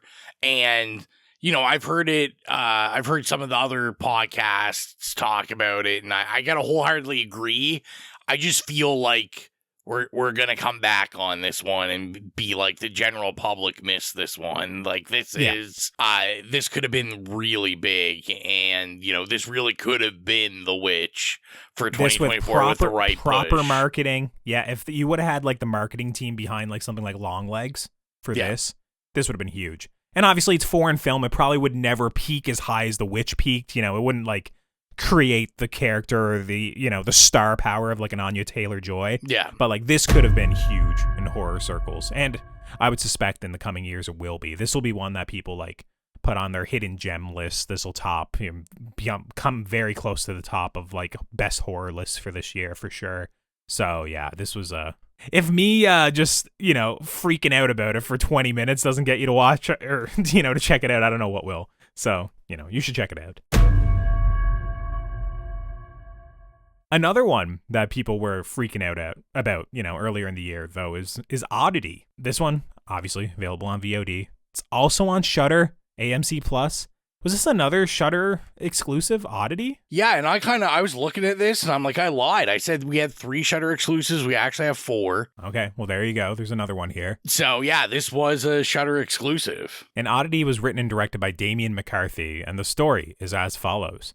After the brutal murder of her twin sister, Darcy goes after those responsible by using haunted items as her tools for revenge. Now, this one, I'm just going to be upfront about. When I was watching this was really overhyped. I watched this back whenever it released on VOD in August, I think. And at the time, people were calling it easily the scariest movie of the year. They were doing that sort of marketing. They were talking about how it's like, you know, the most underseen horror movie of the year that everyone needs to see. It got like, you know, 98 on Rotten Tomatoes, all this sort of thing. And when I watched it, I did think it was very well made.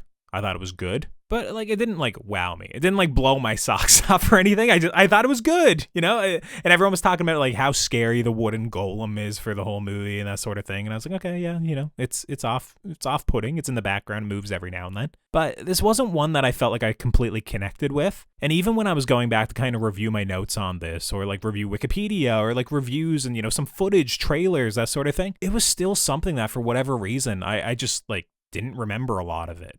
And I've only watched this a couple months ago. I'm talking about Winnie the Pooh, Blood and Honey, that I hated 6 months ago, 7 months ago, and remember better than this, which a lot of people hold in very high regard from this year. So I don't know. I think this was one that I'm maybe just on like the other side of it. Yeah, I think it's just literally like, for whatever reason, it didn't click with me when I watched it, I guess. I can see all of your complaints about it kind of being valid. I really had a good time with this. Like, there was a couple jump scares that got me, you know. Oh, the camcorder jump scare is like an all-timer. That's excellent. Yeah, very good. Like, I thought it was like pretty interesting with like this wooden golem. I was like, oh, this is kind of weird, like something I haven't really seen, and it's so big. And yeah. I didn't really know where it was going. Maybe that's just the theme of this episode. Some more head crushing in this one, you know. Yeah, early on in the movie, right? Yeah, I think it's like but the person right at the beginning. Yeah, I think it's like the person who believed that did the murder get murdered in their cell or something. Yeah. Yeah. The whodunit of it all, I got it like 5 minutes in. I'm like, there's no way it's not this guy. Yeah, you okay, first of all, when a wife is murdered, yeah. The number one, you know, suspect is always the husband or the boyfriend. Well, when it's a wife, I guess it's always the husband. But, you know, when a woman is murdered who's in a relationship, the number one suspect is always the person they're romantically involved with. So, yeah, I mean, like, a guy who's marrying a younger, sexier woman, they're engaged like a year after. You know, you don't have to be a genius. You kind of put 2 and 2 together, and it's not going to be, you know, it's not shocking that he may have organized I hate, you know? But I thought Carolyn Bracken was really good in this. I didn't realize till after I watched it that, like, she played both sisters. I thought it was just two separate actresses. And, that just happened to, like, somewhat look similar. And I was like, oh, no, she played both. And, you know, I thought as Danny, she did a really good job. You know, playing blind is not usually a easy thing to do. Is it Danny or Darcy? Isn't Darcy the one that died? I don't know. Okay. You get me. I mean, I'm not going to correct you. Like I said, it's one or the other. But the blind sister, the one that's alive, you know, I thought she did a really good job at it.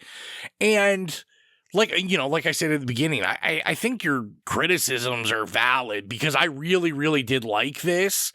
But, you know, there's something about it that's like, you know, I'm not putting it up over The Devil's Bath. I'm not like, you know, like there's stuff that I liked a little better than this. I think for a Shudder exclusive, it's pretty strong. Yeah, this felt a little bit more like that they would usually have in their usual fare. Like this was something like I could see being released in theaters and be like, oh yeah, people liked it, but it wasn't amazing. Yeah. I think maybe it was just because it was released on Shudder and it was like so competent compared to like a lot of the usual fare that they kind of release. Because I mean, you know, hopefully Shudder isn't listening to this too much, but you know, they're a streaming platform. They got to put out a lot of stuff. You know, Shudder exclusives aren't always, you know, like 10 out of 10 films. You know, like, and this one was just, you know, very good. Yeah, I thought it was very good, and you know, I'm kind of a sucker for anything in this like Irish countryside. True. Yeah.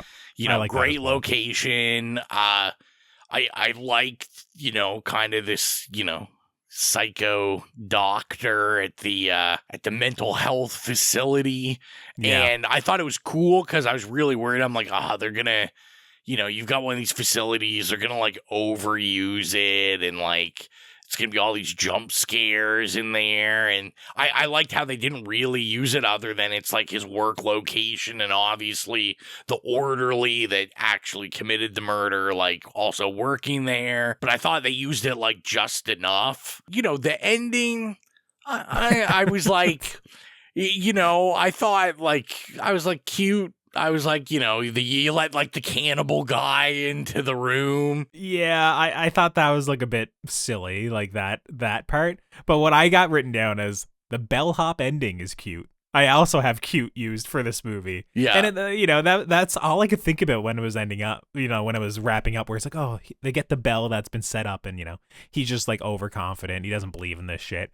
And he rings it. And it's just like, this like period bellhop, you know, 5 or 6 just feet to his left, there. just standing there, and it just ends. It's almost like a comedic beat that they end the movie on almost. I thought it was a cute little beat.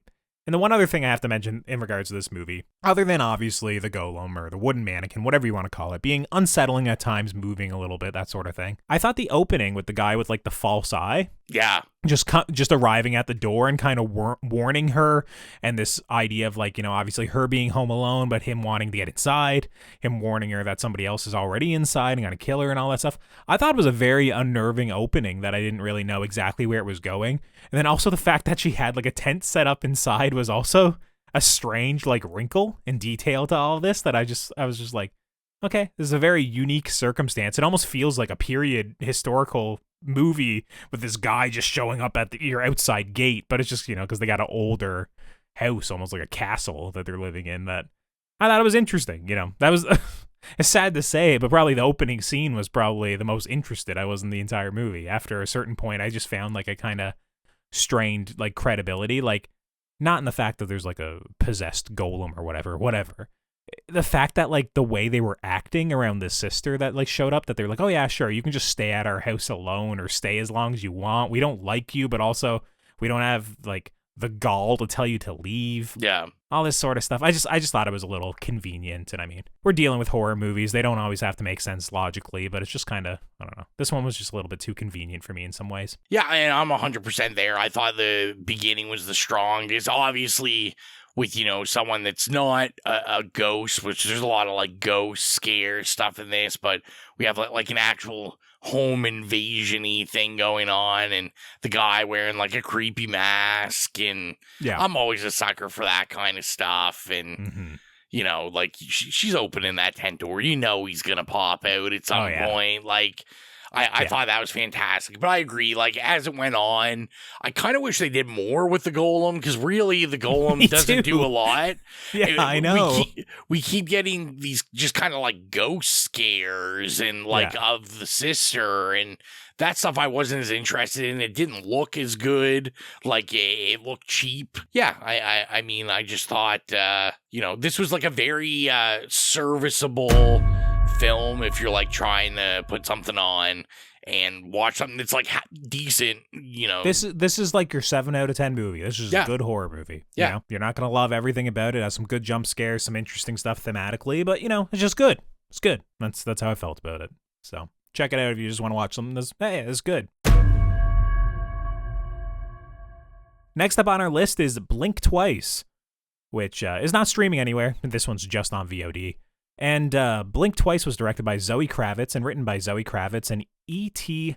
Feigenbaum, I think. The story is as follows. When tech billionaire Slater King meets cocktail waitress Frida at his fundraising gala, he invites her to join him and his friends on a dream vacation on his private island. But despite the picturesque setting, beautiful people, ever-flowing champagne, and the late-night dance parties, Frida can sense that there's something sinister hiding beneath the island's lush facade. Now, this one I was very interested in seeing. This was definitely something I watched, I would say, the opening weekend in theaters. I have no idea why we didn't cover this one at the time, because I would have been like kind of winding down work in the summer at this point in time. But yeah, this was one that, you know, they were marketing pretty heavily. This got like a wide theatrical release. A lot of things that we're covering here, they, you know, it didn't go like everywhere all over the world. I think this was one of them. And what I'll say just right off the bat is that even though this movie doesn't work on all fronts for me, I think visually, Zoe Kravitz definitely has a good eye. When I was watching this, it had like a distinct sense of style, but also it was very, very capable, like, you know, camera work. It was like the craft was definitely well done. You know, I thought in this movie. That was my first note seeing this was I was like, yeah, this is like someone that's very competent behind the camera. The shots look good. Everything looks good. You know, I felt that I feel like I felt like most people that I've seen talk about it feel is like very obvious influences, like very recent influences of like Jordan Peele in this, a lot of like the same story beats, twists and turns, which, you know, for someone that is like, you know, pretty young and just getting into this, like obviously that would be there for those references. But yeah, you could feel this as like, you know, a stepping stone into hopefully something like a little more original, you know, a little, just something of her own with her own kind of twists, where this felt to me like a very competent nod to like these great horror movies that have come out. Like I said, there's a very big Get Out theme going on here, as well as The Menu was like another one I took note of. Mm-hmm. But yeah, I think her camera work's amazing. I thought, you know, the music for me was like an A+, lots of like James Brown and Shaka Khan and Beyonce, and you know, I thought Channing Tatum was really good in this. He's great. Yeah. I mean, Naomi Aki's really good in it as well. But I mean, she just has to be playing constantly, being on the back foot for 90% of the movie, you know? Yeah. And, you know, it's one of those things where I just feel like we always tend to forget every other year that like Channing Tatum does have a little bit of acting chops on him. Oh, so I think Channing Tatum's a very underrated actor. Super I think underrated. He got packaged into like this kind of pretty boy persona. And it was kind of like just basically like, oh, you know, he's just this handsome guy and can't act. He has great comedic chops, and I think when he's actually like given something with a little bit more depth, he can nail it as well. Like he was great in Foxcatcher. Oh, I don't know when that was, but he was phenomenal in that. And then in this, obviously he's playing a little bit more satirical character, like almost like a Elon Musk or even a Jeffrey Epstein sort of, you know, disgusting fuckboy character. It's like Jeffrey Epstein if he was like an influencer almost to a certain degree, or maybe like an Andrew Tate character, Yeah, whatever. Andrew Tate I'm would be- relating the Epstein with the island and sex party sort of thing. But I thought he killed it. I thought he was great in this. Yeah, he was fantastic. I thought most of the cast was really good, and I really liked the casting.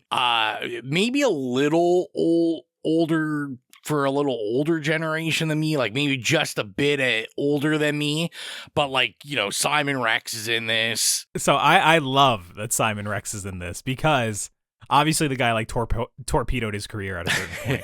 But he was in Red Rocket a couple years ago, and I don't know if you've seen that, but like that's by Sean Baker, who he did Honora this year, which is a huge like Oscar player, right? And Simon Rex kills it. He's amazing in that movie. So to see him in this movie and just be doing a more vapid kind of stupid performance, I was at least like, hey, you're getting some work. You know, your career isn't over. You know, Simon Rex kind of just playing Simon Rex on like 1,000. I mean, I'm a fan of Simon Rex's like music. Obviously, he okay. You know, like he was like in a rap group with the other rapper Riff Raff, and like okay, I'm not familiar with that. I'm familiar with him as being a washed up, you know, basically loser porn star in that movie I was watching, Red Rocket. But yeah, he's got like some great rap songs that are really funny. Christian Slater I thought was really good in this, like, and obviously like almost like a stunt casting, because one of those actors that I'm always like, what the hell's Christian Slater doing these days? And Haley Joel Osment, of course.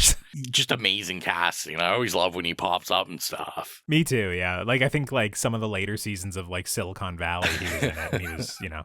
It's always great to see Haley Joel Osment, just because you remember him as that kid, you know, from like, what was it, like Pay It Forward and 6 Sense and shit like that, AI, you know, and it's like, oh, yeah, he's a grown ass, you know, chubby man with a beard now. He's completely different, you know? Yeah.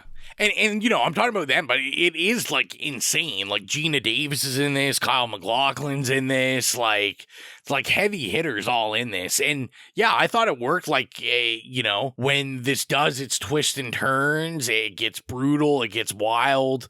Obviously, you know, hopefully no one watching this isn't like aware of what the subject matter is, because it's definitely, you know, some very current and relevant, you know, subject matter, as we said, like with like these rich billionaire sex islands and Epstein, and you know, think about that. What's the worst things that could happen with that? Yeah, this movie feels like it was kind of written or conceived from like female rage, and like, you know, like the Me Too movement and that sort of thing, and obviously Zoe Kravitz being like, you know, a rising power in Hollywood and just wanting to, you know, make sure that her directorial debut said something, even if it is similar, you know, Get Out, or similar to the Menu, or similar to loads of different controversies going on in Hollywood at the moment. Do you think this would hit harder if it had came out earlier, like a couple years earlier? Like I almost wondered, like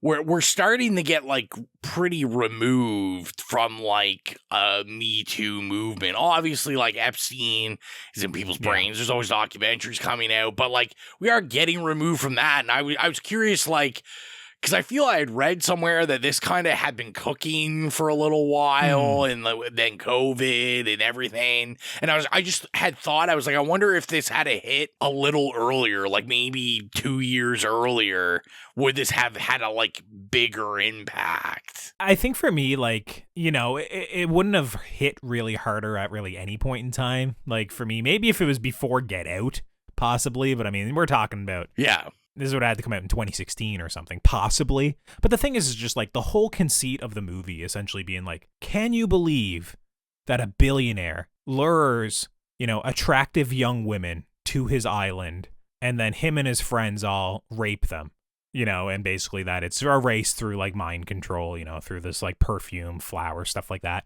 It's like, yeah, that's like what I assumed coming into the movie, that like you're not expecting the billionaire who has all these creepy friends on the island and none of the women waking up can remember what was happening the night before.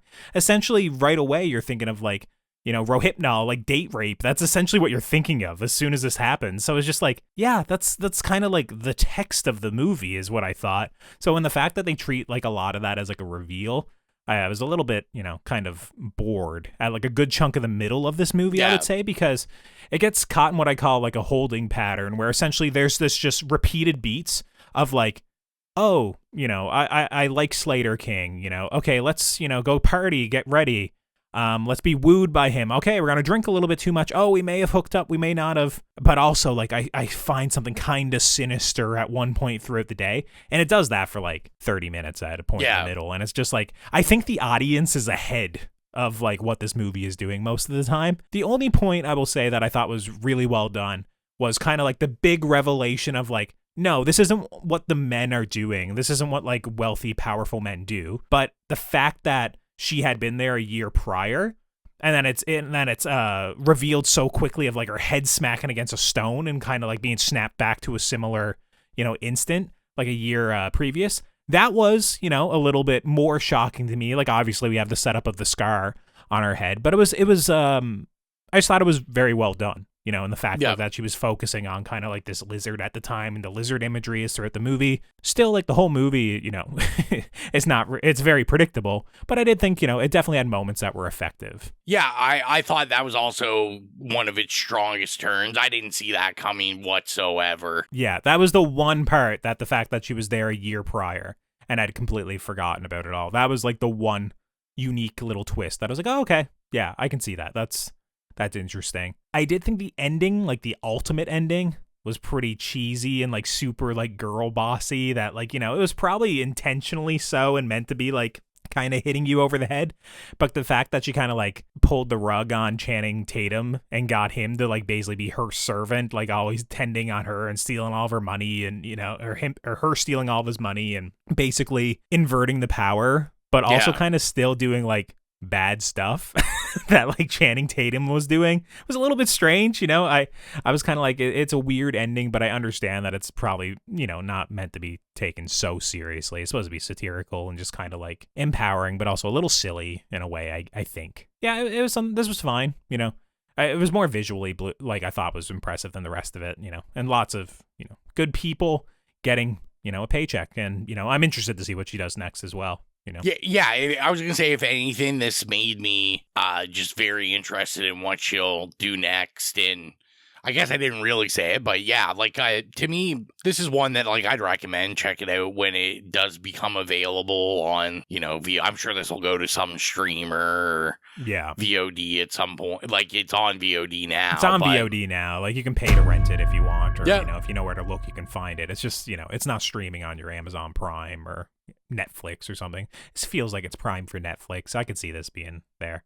Oh, Glass Onion was another one when I was thinking of watching this movie. Yes, very Glass Onion. Yeah. But another one that got a wide theatrical release, just like this one, was Never Let Go. This one came out back in September, and Never Let Go was directed by Alexander Aja and written by Casey Coughlin and Ryan Graspy. And the story is as follows. As an evil takes over the world beyond their front door, the only protection for a mother and her twin sons is their house and their family's protective bond. This was one that I was actually looking forward to, but looking forward to for the wrong reasons. And I've seen, like, obviously the critical reviews of this movie. I've seen the audience score. I know this isn't really a well-liked movie, but I wonder if it's because, like, in my opinion, this movie was mismarketed to a certain degree. I thought this was a giant snake movie. And this sounds really dumb to say it now after you see the movie. It's like, Colt, this isn't remotely a giant snake movie. But dude, I seem to remember in the trailers featuring like, the like of a snake, or like, snake imagery, or the poster even had like the big like, it was the rope winding, but it was making a snake shape and stuff. I thought this was like gonna be Halle Berry and her two sons trying to survive a giant snake or some shit. I don't know. Like obviously there's a lot of snake stuff in this movie, but it's not a giant snake at any point. This isn't a backdoor anaconda sequel. Which is funny because all I remember when I saw the trailer was thinking it was a zombie movie. And so you were closer. I can understand where you get that from the actual movie we saw. But yeah, I don't know what I was thinking. I was so surprised when people started watching this movie and they were like, Colton, it's not a giant snake movie. It's just like another movie about trauma. And I was like, what? I was like, is the snake like a metaphor? And they're like, there's no snake. And I was just like, dude, I got to check this out. I've only seen this within the last week, but there's definitely no real pure giant snake in the movie. There's a giant humanoid snake at one point. But, not like, it's not Anaconda, like I said. And I'll say, this is one that I feel I'm just not in line with, like, the general public or the So critics. Neither am I. We're going to be in agreement on this one, Yeah, I think. I thought this was good. I thought this was really good. Yeah. I had a really good time in the theater watching this. I mean, obviously, I've said multiple times, like, Aja, I'm all here for him. Obviously, The Hills Have Eyes remake, like the all-time remake, very famous for Crawl. I can't comment on that. I've still never seen Crawl. Well, once again, you can kind of figure out why I thought this was a giant snake movie, right? Like, the guy made Crawl, the guy made Piranha. He's made weird animal movies, right? I thought this... Anyways, go on. Keep going. But I thought that what really interested me after seeing this that I thought was kind of cool is not only is it, I thought Aja kind of like really putting to screen this kind of like cool original story that isn't, like a giant alligator movie, and it's not a remake or anything like that. But it's also like, for what I typically think of them, which is, The Hills Have Eyes remake, it like kind of restrained. Like, this is very much like a PG-13, PG-14. Like, this isn't brutal. There's nothing super brutal in this. Like, there was lots of teenagers, like, young teenagers. There was like a lot of 13-year-olds when I went and saw this. And this is the kind of introduction to horror that I'm like, this is the kind of intro kids should have. Like, something well done like this. Yeah, I would say, like, what I watched around this time was, I was like 14 or 13, sneaking into The Hills Have Eyes and, letting my peach fuzz mustache grow out a little bit, sort of thing, to try and pass that I'm 16, at the Arcturus Theater in Labrador. So that was mine, and that's way more horrific than this. But what I will say is, like, I do think this is, like, a good, PG-13 horror movie as well. Like, I think the jump scares are well done. I think the idea of, like, the evil being represented by, like, this serpentine, kind of bloated corpses, forked tongues, snake skin patches, weird eyes, I think is unsettling. It's not, like, so boring that it's like a zombie. And there are scenes in this that are incredibly tense, whether it be, a standoff between a boy and his mother, which I thought some of that stuff we'll talk about in a minute, the kids' performances, but also, like, when I was watching the dog scene, weirdly enough, where she was like, boys, it's time we got to put down the dog, and, like, how it's framed, how it's built up, how much, like, fighting there is over it, how, she's getting the crossbow, and I was just like, they might actually kill this dog with the crossbow in this movie. And they had me completely convinced that this dog was going to die. I couldn't believe it. That I just thought it was incredibly tense at times. Even if, it isn't rated R, splatter, gore fest movie. Yeah, I mean, the dog scene, definitely intense. And, this just does a real good job at what it's trying to do of you not ever really knowing, like, is this real? Is this not? Is this character of Mama just, out there? And especially when we get, like, the stranger that walks in and, we keep getting these hints that, okay, there's something wrong going on here. Now, what I will say is, like, obviously people told me it's like, oh, the monster's trauma. So I go into this movie realizing it's like, okay, it's probably just all these people that have ties to her past, right? But I even thought, like, even without knowing that going in, I think I would have got it right away anyways. Because I think one of the first jump scares of, like, the evil presence outside, it's like she's running up the front steps and a hand reaches through and the gold wedding ring is, like, predominantly framed. Yeah. And I think right then I would have caught it and I would have been like, okay, so that's, like, either a husband or, her father or, like, grandfather, right? Yeah. Like, you wouldn't predominantly feature the wedding ring, the gold band, unless there was, like, a reason for it, kind of was, like, my thought process. So right away when I saw, like, this bloated white woman, with a forked tongue and all this shit, I was like, okay, I was like, this has to be some relation to her, so, the fact that it was, like, her mother, I was like, okay, that works. But it was, to me, I thought it was pretty obvious in that regard, but the movie was still interesting despite that, I thought. Sure, It's a little slow moving at times. Sure, they're stuck inside the house, sometimes for long periods of time. It's a lot of just, like, verbal sparring about faith. having blind faith or being a skeptic and whatnot, which, in my own personal life, just having, family members that are very religious and myself who I would still consider as religious to a certain degree, but definitely asks a lot of questions, and necessarily doesn't believe that someone has it all figured out. I have very similar conversations at times being like, okay, well, what about this? This makes no sense, So a lot of that really vibed for me. And when I was watching it, I just, I thought even though the fact that it was super obvious it was just trauma to me, it was still riveting for a lot of it. It was still very interesting. And I think a lot of it is due to the performances. I was going to say, let's talk about it. So Halle Berry, first of all, very good in this movie. Who I normally don't like. I'm not a huge fan of her either. Yeah. Like, obviously, there was a huge fascination with her in the early 2000s. Like, people absolutely adored Halle Berry. I'm sure I liked her in some things, but I can't really think of them off the top of my head. Yeah. Yeah, of course. We're all thinking of Catwoman. But the kids in this movie, I'm not joking when I think this might be like the strongest like child performances I've seen this year. Yeah. I think they were incredible. I couldn't get over it. I was just literally like, I don't know how Percy Daggs the Fourth, Nolan, who's like the skeptical brother, I was like, I don't know how this kid isn't up for some sort of award somewhere. It might be just because he's in a larger movie. Like, this isn't like an indie movie. And obviously it's genre, which usually isn't going to get respected. But I was like, I'm surprised like some critic circle didn't give him like, a rising star or like, a child actor sort of award or nomination. He's incredible in this. Like, there were scenes where he was just arguing with his mother that were almost like making me tear up because he was just so powerful. He's so good, dude. That he's a great actor. Yeah, he's fantastic. I thought Anthony B. Jenkins was, and of course he's great as well. It's just obviously he has a more buttoned up, stoic performance. Yeah, he's not allowed to go as big as his brother. But like, dude, they sell this movie. They're like their own little Cain and Abel. They're like at each other's throats. They're on different sides of this this faith issue and whether or not they believe Mama.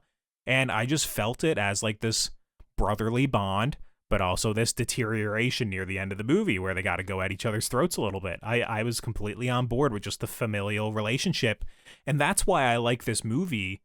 Like immediately following the dog scene, they like go where I wanted it to go. I was like, we don't need Halle Berry. We can get rid of her. Like, she's good in this movie, but we don't need her. And I like that they go there and kind of get into the idea of like hereditary trauma, this being passed on from generation to generation. And I like that, the son starts seeing Mama, even though, she committed suicide after believing the evil was going to get her. I just thought it was, it's once again, it's not something that's, you couldn't predict or couldn't see coming, but the fact that this movie goes there and sets up a completely different third act and, the tension with the hiker showing up and all that stuff, I thought it was great. I've really enjoyed that. I mean, you're basically just, taking the words out of my mouth on this. I got to let you talk a little bit more on this episode. I've been rambling for I like it. For I like 2 hours now. I'm just super pumped that you enjoyed this as much as I did. Because like I said, I was very discouraged at the talk of it. I think this is like, what more can you ask for? Like an original like horror concept, really well done, that keeps you interested enough throughout the whole thing, creates tension, creates mystery, deals with everyone's favorite thing, trauma. So everyone should be loving this. And like I was just like, I was like, what more can you ask for? And apparently the rest of the world doesn't think this, but yeah, well, like people were comparing it to like A Quiet Place and stuff like that. And it's like, okay, I understand the idea of like, there is like a restriction to the way they live in terms of like, they can only traverse as far as the rope will allow. And a lot of the tension from the movie comes like, when are you going to untie the rope that's binding us to the house? If we untie ourselves, we're opening ourselves up to evil. But I didn't even really get Quiet Place comparisons from it. Like, I understand that the idea is like, it's sold to you as like, this is post-apocalyptic. This is like they are, in the woods. But, I saw like from a mile away that this was going to be, the village or something, that it's just, there's a real world that exists outside of here. So I didn't really see it as that, like the entire movie. I was watching it more as like a woman who has like religious fervor or has very strong beliefs, or, hey, maybe she's schizophrenic, maybe she's just, mental health issues, maybe she's racked with grief and trauma of things that happened to her and things she did. It was just the sort of thing. I just thought it was a little bit more complex than what people were giving it credit for.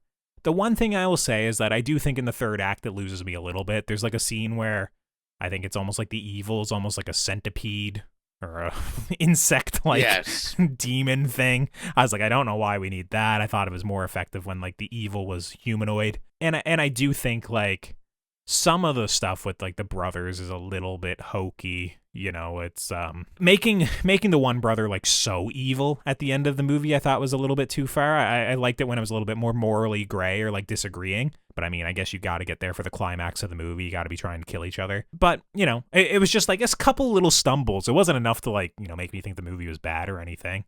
I will say like the moment of kind of like reconciliation, like in the cellar where he's like embracing his mother and then, you know, her skin rips open. She turns to a humanoid snake. And I was just like, bro, here's the big snake I was looking for. But it's, I don't, you know, this isn't really what I wanted. I thought it was like nice. It reminded me of the movie Relic a little bit. Kind of like embracing your trauma, embracing this hereditary aspect. But it was also like I didn't fully get it because the snake symbolism throughout the movie or the reason of the snake, it was the only things I could equate it to was like the snake tattoo on her and the fact that biblically is like the snake is a liar, you know, it's the devil sort of idea. Yeah. So I don't know. It was just the snake imagery was a bit strange for me, but you know, all in all, I really enjoyed it. And the one last thing I'll say real quick is that I thought the sets were beautiful. I thought having this whole like, you know, religion, this faith system based off of like this really nice log cabin built that's been passed down for generations, I thought was really cool. But also just the forest around it. As I was watching it, I was just like, this is the sort of thing you'd never be able to make in Newfoundland, like where I live. It's just like the forest is so beautiful, so cultivated, and so like lush that is just like all these shots and all like the different angles you can take to like make it look interesting. I was just like, damn, it looks cinematic all the time. I was like, where is this? Of course, it's BC, you know, where basically everything in Canada's filmed. It's either Toronto or Vancouver, essentially. So I was like, oh, well, I guess that's why they film everything there. But yeah, no, I very much enjoyed this. No scene shot in Mount Pearl, so... No, absolutely not. No, none in Mount Pearl. But yeah, this was sort of thing I really enjoyed. I don't get the hate for it. Yeah, no, I think everyone, I mean, it's out on Blu-ray now, so I've got the Blu-ray. But, you know, when... rent it, do whatever. Buy the Blu-ray. Support Aja. Check it out. It's good. It's really good. And next up, we have the Rosemary's Baby prequel, Apartment 7A, which is obviously available on VOD, but it's also streaming on Paramount Plus. This was one that the reason I think we didn't cover it was I was busy at the time, but I also thought it was a TV show. For whatever reason, the way they were marketing it and kind of like leading into it, I thought Apartment 7A was a TV show. But it's not. It's a feature. Apartment 7A was directed by Natalie Erica James and written by Natalie Erica James and Christian White and Skylar James. And the story is as follows. A struggling young dancer finds herself drawn in by dark forces when a peculiar, well-connected older couple promise her a shot at fame. Now, Rowan, pulling back the curtain a little bit, this was something that you watched just earlier today. Yes. And you told me, I have thoughts. And I said, good, save them for the show. Let me hear your thoughts. What's your issue with Apartment 7A? Well, first, I got to come out. I got to be truthful. So I have never seen Rosemary's Baby. Which is just shocking. I don't know how you've seen it. Yeah, pure horror fan here. No, never seen it. And it's one of those things like so many times with this podcast that, you know, it's been on my watch list. And I'm like, well, I can't watch it because I figure at some point someone's going to, you know, make us watch it. And what fun it would be that would be my first time seeing it. So watching this, I mean, it didn't really matter because I came into this knowing it had something to do with Rosemary's Baby. I wasn't fully aware it was a prequel. Until the ending of it.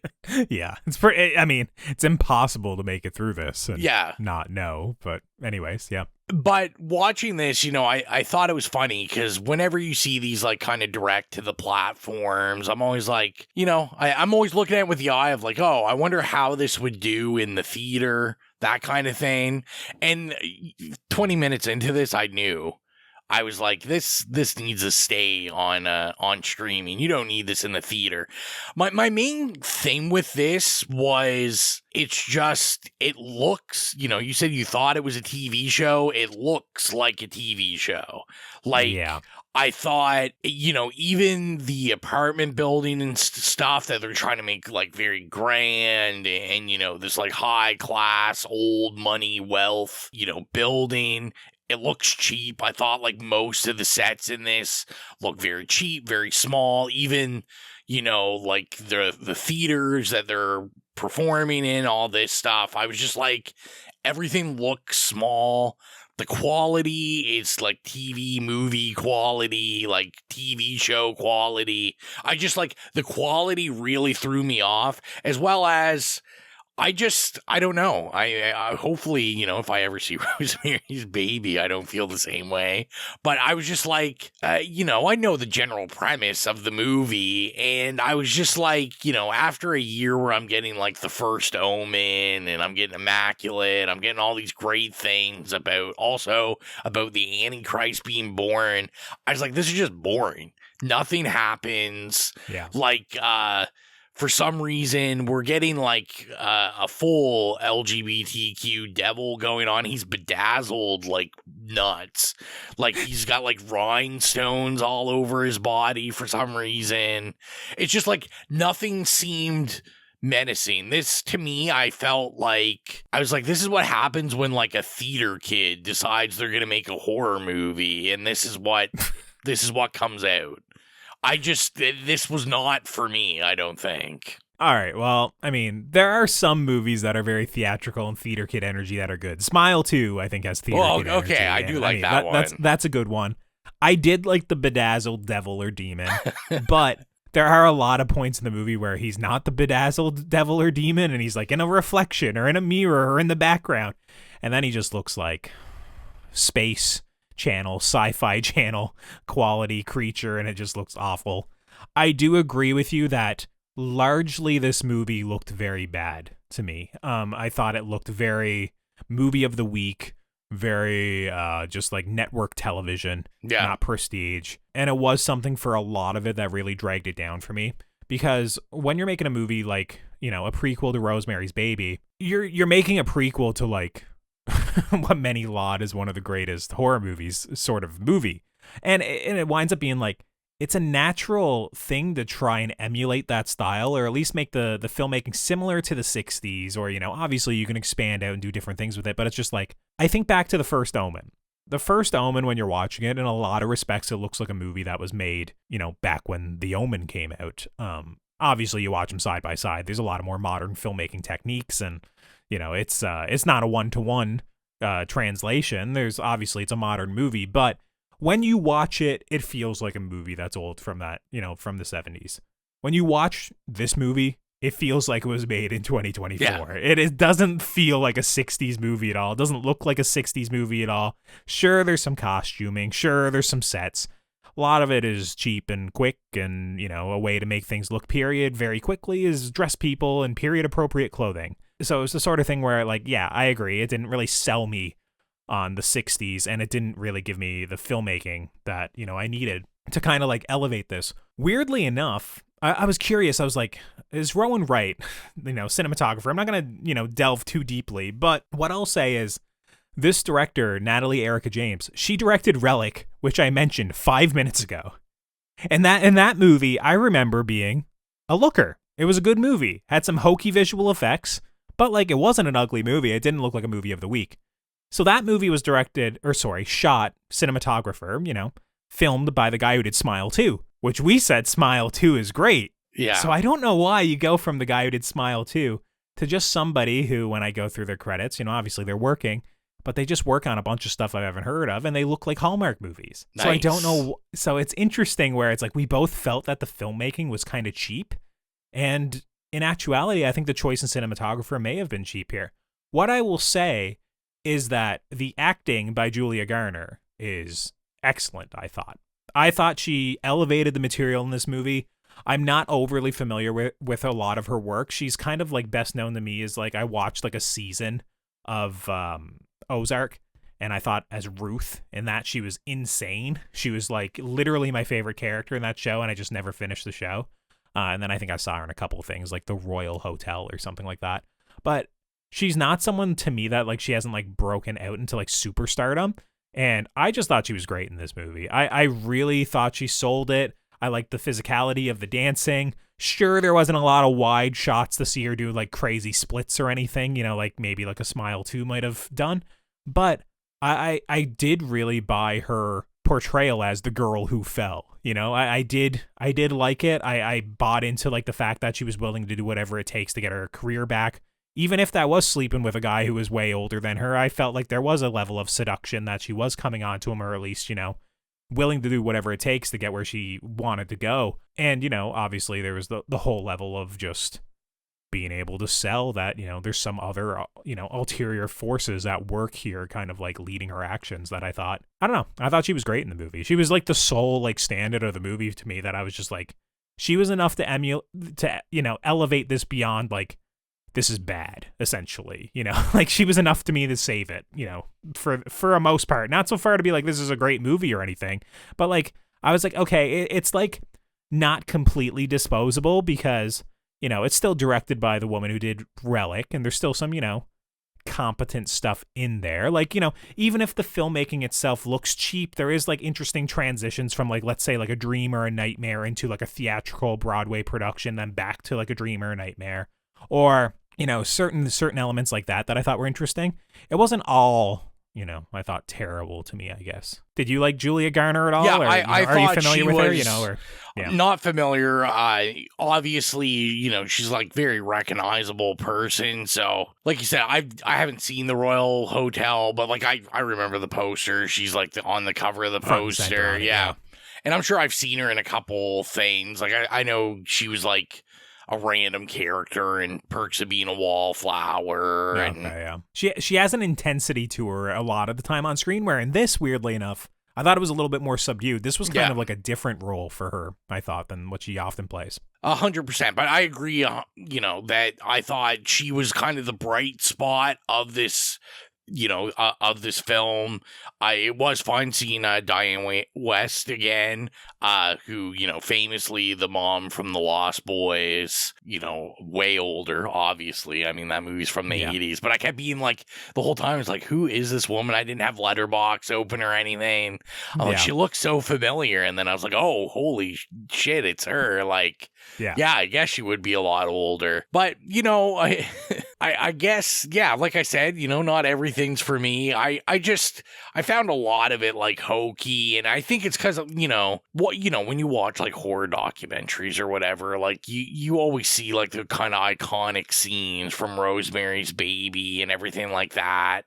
And so, I've seen the scenes of like the people in the apartment and all that. But I found like all the other characters other than Julia Garner were like, I was like, these seem like TV performances. Like they're just really, really like soap opera-y and like just like not good. I was like, they're super cheesy. It just seems like she's in a totally different movie than everyone else. Because it seems like everyone else kind of is like, this is just a straight to streaming movie. Like, I might as well be doing a Hallmark movie. And she, was able to like elevate it a little bit. I don't know if it got there for me. Like I said, I just didn't really enjoy this. I think this is going to be pretty forgettable for me. Oh, I would agree with that as well. Yeah, I think it's pretty forgettable. And, it's like, as a prequel to Rosemary's Baby, as someone who's not a big fan of Rosemary's Baby, mostly because I watched it in high school and thought it was really boring, I don't know how much of this actually bleeds into the original, or like, obviously, other than like the final shot sort of thing, when the credits have already started to roll, and like the mention of Tannis root, for example, like as part of the talisman around her neck and stuff, or how many, scenes it kind of mimics, because it's been 15 years or more since I've seen Rosemary's Baby. But it was just the sort of thing where I was like, it's fine. It's like a lot of this I feel like I've seen before, even outside of Rosemary's Baby. And, Julia Garner is the sole shining star in this, who gives a very committed performance and, still is willing to put out really good work in a more mediocre movie. So, yeah, I mean, that's basically all I got to say about Apartment 7A. Same here. Let's move on to a big one that everyone was kind of waiting around for us to talk about. This is easily the movie that we got as many, write-ins, requests, or, friends asking me about it or messaging me privately. Jill has mentioned that people were wondering when we're going to cover this. It's Terrifier 3. This was a box office juggernaut this year. It is literally, I think, going to change the way some studios market and distribute movies, and whether or not we're going to get a resurgence of more gory, almost mean-spirited horror. I wouldn't be surprised if they kind of learned the wrong reasons from this movie. I saw a tweet or an article or something where essentially they mentioned that no studio wants to make Terrifier 1. Everyone wants to make Terrifier 3. And they are correct. In order to get to Terrifier 3, you got to take the bets on Terrifier 1 and 2, right? So Terrifier 3 was written and directed by Damien Leone, and the story is as follows. 5 years after surviving Art the Clown's Halloween massacre, Sienna and Jonathan are still struggling to rebuild their shattered lives. As the holiday season approaches, they try to embrace the Christmas spirit and leave the horrors of the past behind. But just when they think they're safe, Art returns, determined to turn their holiday cheer into a new nightmare. The festive season quickly unravels as Art unleashes his twisted brand of terror, proving that no holiday is safe. I got a lot of thoughts on this movie. I'm sure you got a lot of thoughts on this movie, but I just feel like I've been yapping, so you kick it off, Rowan. I'll backtrack and say whatever I need to say if, we don't do it in the right order. I mean, I feel similar to what I said for Never Let Go. I just feel like I'm not with the audience on this one. This one, I did not have a good time in the theater watching this one. Which is insane, by the way, because for you, usually if it's this is what I want. For the sake of gore. Gore for the sake of gore, I go oh, Rowan's gonna love this, But, I think one of the things that hurts any movie that, especially when it's going for gore for the sake of gore, is, I know the build up, the marketing for this, everyone's like, oh my God, the kind of the trailer had the kid and, murdering parents and, he's going to murder the kid. What's going on? We get all those answers within the first 5 minutes of the movie. Yeah. But to me, this is, obviously we should have saw it coming because the second one built on this, but it was just after 20 minutes, I'm nothing's really shocking me because this entire movie is just way too long, VFX masterclasses, because I can't say, obviously Damien Leone is a visual effects artist. This was him showcasing. He's fantastic. The stuff is fantastic. Yes, the practical effects in this movie are incredible. Yeah, super incredible. But yeah, it's you shocked me for 20 minutes, but this movie is long. This movie is 2 hours, it's 2 hours again. I don't think it's quite as long as Terrifier 2. Terrifier 2 that was 225. Yeah, that one's long. Yeah, I think this one might be just over 2. And I felt this that. Yep. It felt 2.5 hours long, and like I said, it's just there's so much of look how extreme we can go, look at us, look at us kill these kids, and it's okay, cool, but you already killed a kid at the beginning or whatever, so you killing another kid isn't shocking me. And it's just it gets to a point where it's the story is so thin. So thin. I'm I need something. I need something to hang on, a character to hang on. And, they try to build it up, obviously, with, as we saw in the second one, they tried to build up the lore and really create, Sienna is this, final girl, or that's going to take us through the franchise. But I thought even Sienna as a character is really let down with this movie. The lore to me doesn't make any sense. Especially I don't care either, dude. I don't care about Terrifier lore. I don't care about this holy war being waged between, ultimate evil demon and Art versus battle angel and, in Sienna. I don't care. I don't care that, her armor is, it looks like a comic book character her father drew and all this. I don't care, dude. I'm not there for all that stuff in the movie, and it's threadbare. It's threadbare. And this is why, obviously we've, I'm sure I feel like this is going to be the year we're going to end up doing 2 anyway on the main show. But we have talked about 1. And to me, this is like why I like 1. 1 works because guess what? There's no lore. It's just Art the Clown. Simple. It's indie. Yeah, and it's like, it's similar to what we talked about with like Winnie the Pooh at the beginning of this episode. And it's just like, yeah, as these continue on and as this lore builds out, it's like they know, they're like, well, we're trying to do this 2-hour movie. And he, like we said, he's a FX guy. Like, so he's saying, okay, I'm sure he's coming into it being like, this is what I want to do kill wise. I need to fit this into a story because this is the crazy shit I came up with. Mm-hmm. And it's just like you said, yeah, I'm like, I don't care. I don't care about the Holy War. I don't care about any of this stuff.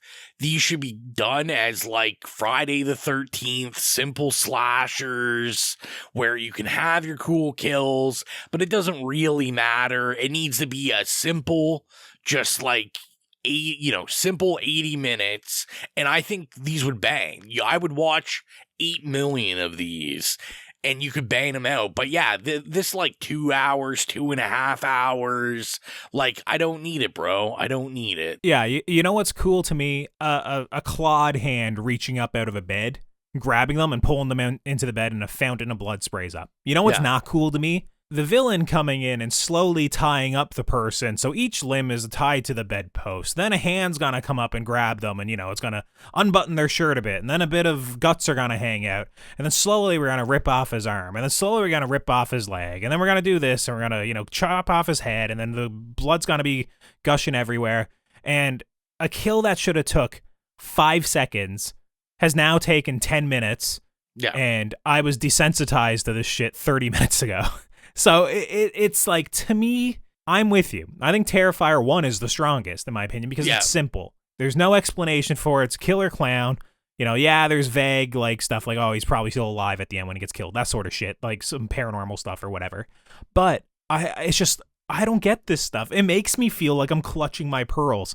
To me, this movie, when I'm watching it, it feels like edgelordy. It feels super. Like I'm trying to do the most like provocative stuff to get a reaction to upset people. And it's like, hopefully, like if you've listened to me enough on the podcast, I'm not truly upset by gore in movies or anything. But when I'm watching like this woman who's a reanimated corpse who just cut her wrist like 15 minutes ago now masturbate with a shard of glass and like just blood squirting all over the place, I'm just like, what are we doing here?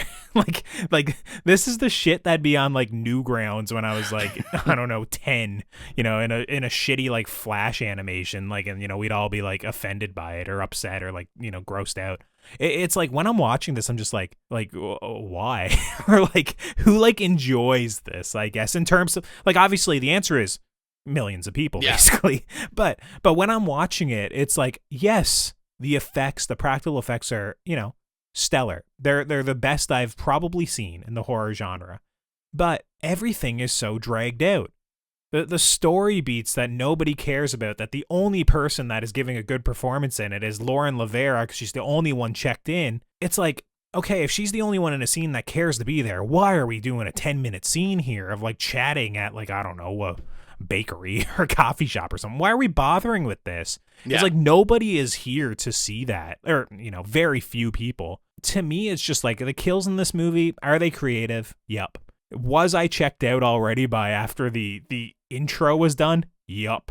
Like the intro to me, which is probably 8 to 10 minutes long, where Art the Clown shows up as Santa Claus and he goes in with the axe and chops up the kids and kills the parents and all that stuff. That to me felt like the movie I was sold. I thought this was going to be just like a Christmas, killer Santa sort of thing. But then we get like a flashback from 5 years later or 5 years earlier to like Art the Clown, what was happening at the end of Terrifier 2 and surviving and killing each other. And then we flash forward and we see more of that to them reanimating again. I'm just like, dude, you don't need to explain all this shit. Anyone would buy that, like, yep, Art the Clown is back and you don't have to explain it for 20 minutes, and you don't have to have this other character, Sally or whatever their name is, masturbating with a shard of glass and stuff. It's just like, it just feels like edgelord shit. And it just makes me feel a little bit embarrassed when I'm watching it. I'm not offended by it. It's just like, it's excessive to the point of just like, I don't really know why it's there other than to kind of like piss off like the people that probably aren't seeing the movie anyways. Not to mention that opening scene, it's very effective, but I think it would have been better as a short. It feels so Christmassy and so like packaged and like ready to go out. And then like once again, we cut back and, you know, for 10, 20 minutes, then we cut forward and it's not quite Christmas yet. And realistically, that scene probably takes place an hour and 20 minutes into the movie chronologically when he got the Santa costume and all that. And I just like, I don't understand why you started the movie with that anyways. So if you want to start the movie like that, use it as a big marketing beat or something, or use it as like a Kickstarter thing, or I don't know. It was just like, to me, starting the movie that way just felt weird already if you're going to follow it right up with a shitty flashback. So yeah, I don't know. A lot of the kills in this movie, like, yeah, they were creative, you know. Putting a pipe in a guy's mouth and like shoving a rat down it is like, yeah, that's wild. Or freezing a guy and hacking him apart with a hammer is like, yeah, that's messed up. Chainsaw up the ass, stepping on the guy's testicles. It's just like, it's stuff that even when I say it, it's just kind of like, it's just like, why? Like, why does it exist? So yeah, I watched it. I didn't really care much for it. I think I marginally enjoyed it a little bit more than Terrifier 2, purely just because it was shorter. So yeah, I just think this might be a franchise that's not for me. I think like the simplicity and what I enjoyed about it might just be long gone by this point, because I expect the budgets just to keep ballooning. But for me, it's like, why doesn't Colton like, you know, Terrifier 2 or Terrifier 3? It's because watching Friday the 13th, where he takes 15 minutes to chop someone up with a machete, makes for a worse movie, in my opinion. Yeah, no, I'm on the same boat as you. Like, I probably did like this marginally better than I like to, simply on the length, and even too, like, that's where we start with a lot of the lore issues. But yeah, I mean, to me, you know, when we talk about, like, you know, In a Violent Nature, something like that have outrageous kills. But exactly. It's like we're giving them like so little amount of them and so sparse of them that like the impact of them is way heavier. Where it's like, if you're doing it every 10 minutes is just a lead into the next practical effect, the next kill. It's like, yeah, nothing is going to, you know, wow me, because you say exactly what you said, like. I'm desensitized by the first 10 minutes, and I know you don't got much of a story. I can tell even within that 10 minutes that this isn't going anywhere super interesting. So it's like I'm just sitting there saying, all right, well, let's get her done and let me be on my way. Yeah, and what I'll say is I did enjoy In a Violent Nature marginally more than this movie. But, like, that's a movie as well where I do get exhausted by some of the kills, or it goes on a little bit too long, you know, like the log splitting kill that we mentioned, you know, that I'll keep vague just in case you skip to this part in the podcast. But it's, you know, that sort of thing every now and then works for me. The thing that In a Violent Nature has going for it is that it's 94 minutes long, you know. Yeah. It is not, you know, 125 minutes long, like Terrifier 3, right? So it's just, this has a lot more time to kind of like try my patience. Also, what I'll say about Terrifier 3 is that Art the Clown is really funny and silly in a lot of this, but what I'll say in this one, he's tonally inconsistent. I do think the character, like the actor, David Howard Thornton, does a great job portraying this, but just like, there are moments in the movie that I'm like actually like laughing, like this guy's great, like this clown is so good, like when he's making fun of like, I don't know, I think it's like a squabbling couple when he's in the dorm, you know, and he's making fun of them sort of thing outside and like eavesdropping and, you know, blushing and all that stuff. And I think he's so good. But there's other parts in the movie where he's just not that at all. And he's just, you know, trying to be like mean-spirited and like edgy and angry. And it's just like, I don't really like Art the Clown in that mode. Like, I'd rather like the killer, silly clown that's doing it rather than just like, oh, I'm angry now, I'm going to have a pouty face. And the one other thing I have to say is that, realistically, this movie is 2.5 hours long. And the reason why is because they cut out the whole end of the second act to make it to the third act. I can't not talk about this movie and talk about, like, how disastrous of a hatchet job happens at the end of this movie, where essentially we go from, like, Jonathan in the dorm and Art's in the dorm and someone's going to the dorm to pick up Jonathan, and then we just cut and Jonathan might be killed off screen. We're led that he's killed off screen. I know fans don't believe he's actually killed, but like in the world of the movie, what we're given so far, he's supposed to be killed off screen and his skull is supposed to be there. Everyone's tied up. Art the Clown has gotten, the jump on everybody. And I just literally was like, we just missed 15 minutes of this movie. And for whatever reason, they were spoon feeding us all this narrative bullshit that nobody cares about in this movie until they just got tired. And they were like, you know what? If we explain everything in the way that we explain it, which is not economically, it's going to take us another 20 minutes and then we're going to be longer than Terrifier 2. And nobody wants that. So they just decided to cut it. Like, I guarantee there's an extended version of this, which has an extra 10 to 15 minutes at bare minimum. And it's around that area. And it's the sort of thing where I just thought it was, like, so poorly done. I saw it right away, and it was, like, so jarring. And I was just like, what did you do? If I did care about this story and care about Jonathan and care about these characters, I'd be so annoyed that we just cut from, like, a character going to pick him up and bring him back to a character returning without him, and he's dead off screen, and then he's getting tortured and strung up. It was just, I don't know, man, so sloppy. It's just, that's what I'll say. This movie, practical effects, not sloppy. Obviously they're gross, and they make a mess. They're actually sloppy. They are actually sloppy, but I mean, in terms of execution, very, very, very well done. Everything else, other than 2 performances probably, very sloppy, and just I just don't get it. It's not really for me. So I'm sorry, horror hounds. I'm sure there's people raging at the fact that neither of us really like this one.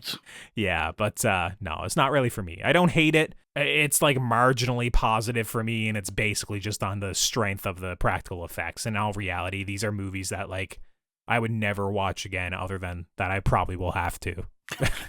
As being part of this podcast.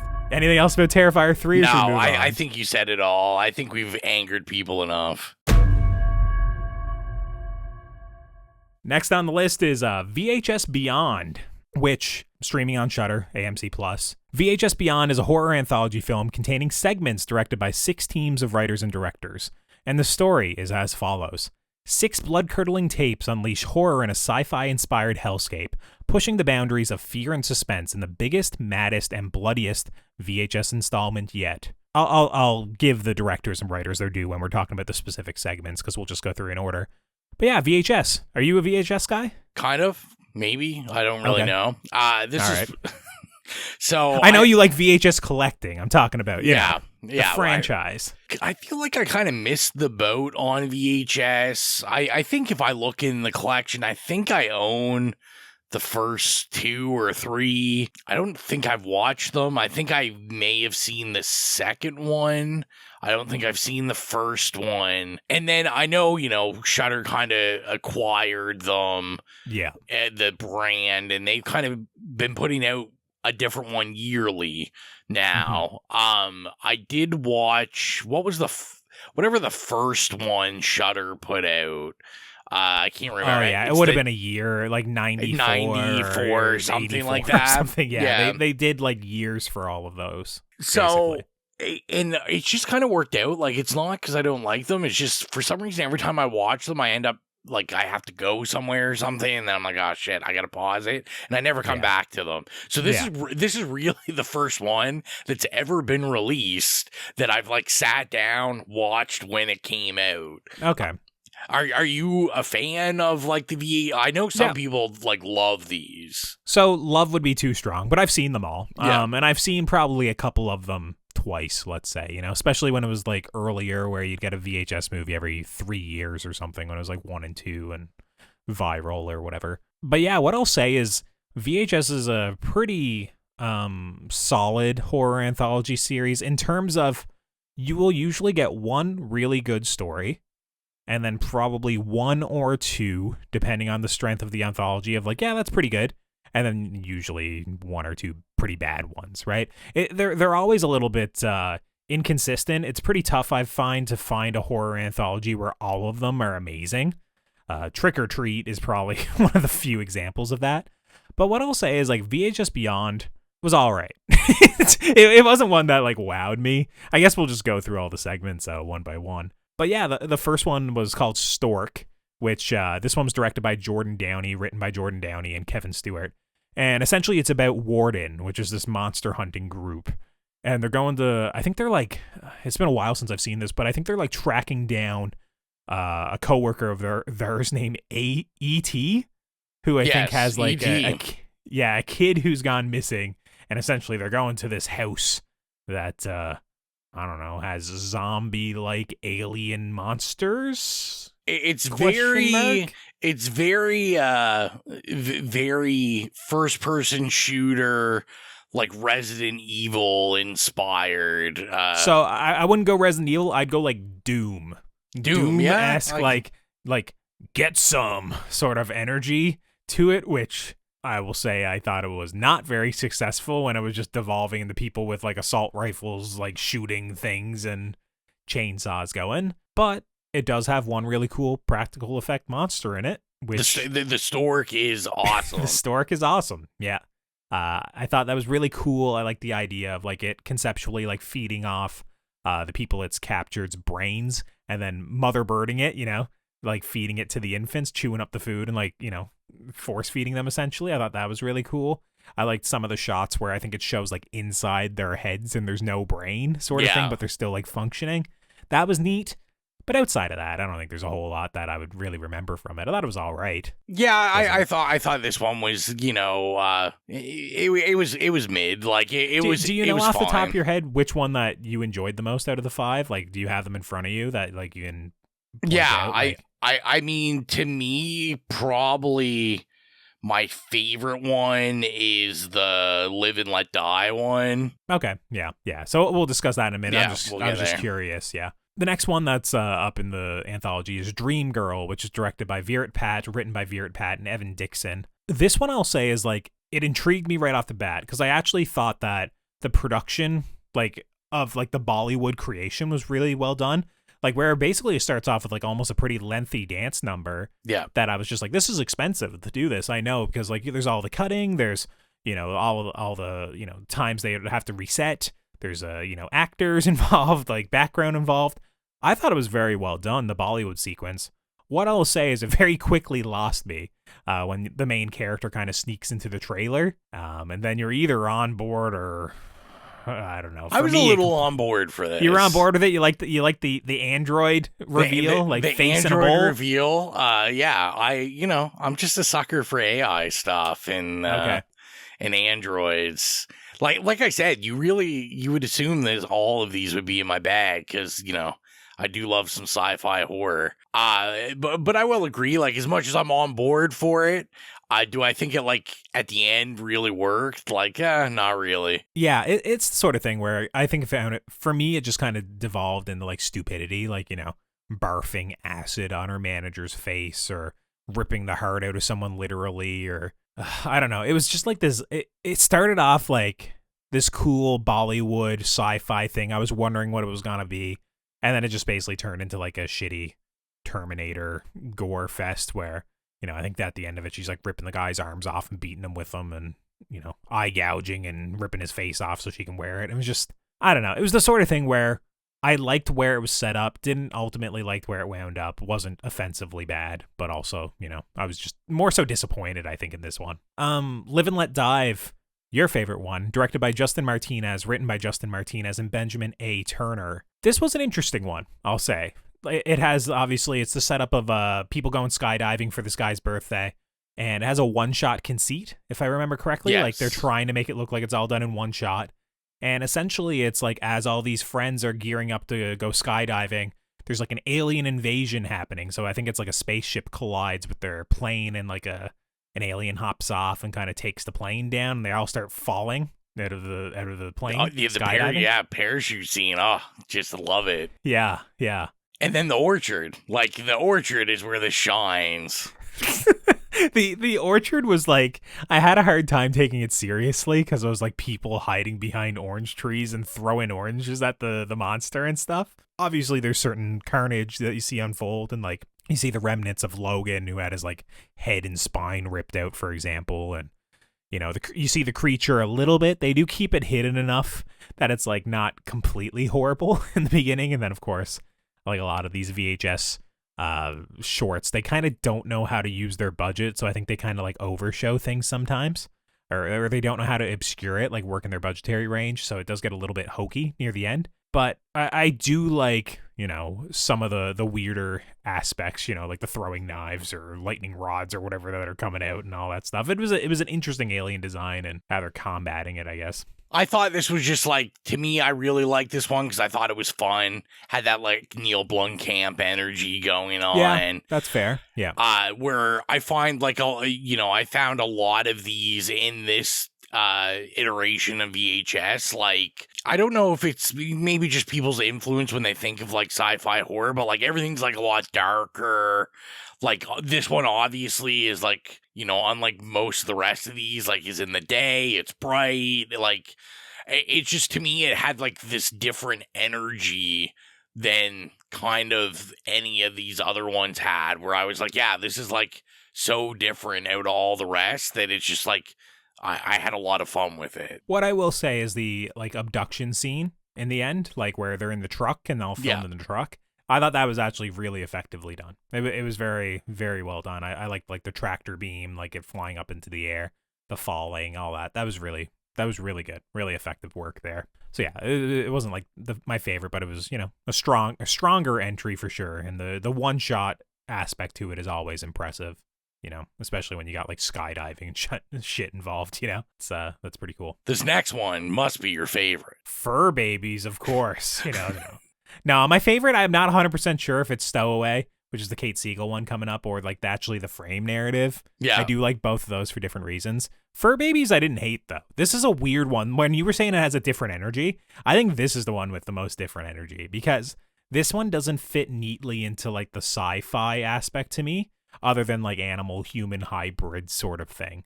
But I think it was just literally, Justin Long and his brother Christian Long wanting to create their own version of Tusk. I don't know. Fur Babies, it's written and directed by Christian. Maybe he has trauma around Tusk. Maybe. It was the sort of thing where this had this fun kind of cheesy atmosphere for it. Going over to this woman's house who's this doggy daycare.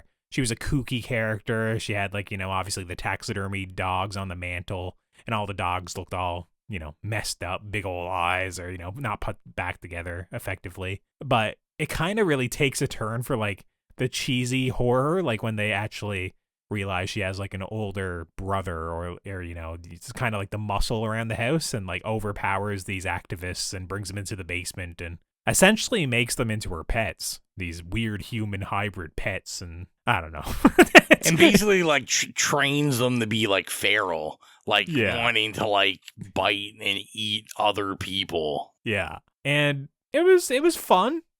This is kind of disposable. It was whatever. It was funny. It was funny that this, I said, I found overall, I was just kind of to me, it was interesting because kind of this one and Stork, I was very interested where I was these didn't really go sci-fi horror like I thought they would, where this almost seemed it was kind of a short they had cooking anyway, and then... I agree. I think this one could have been in any VHS iteration, really. It doesn't have to be themed.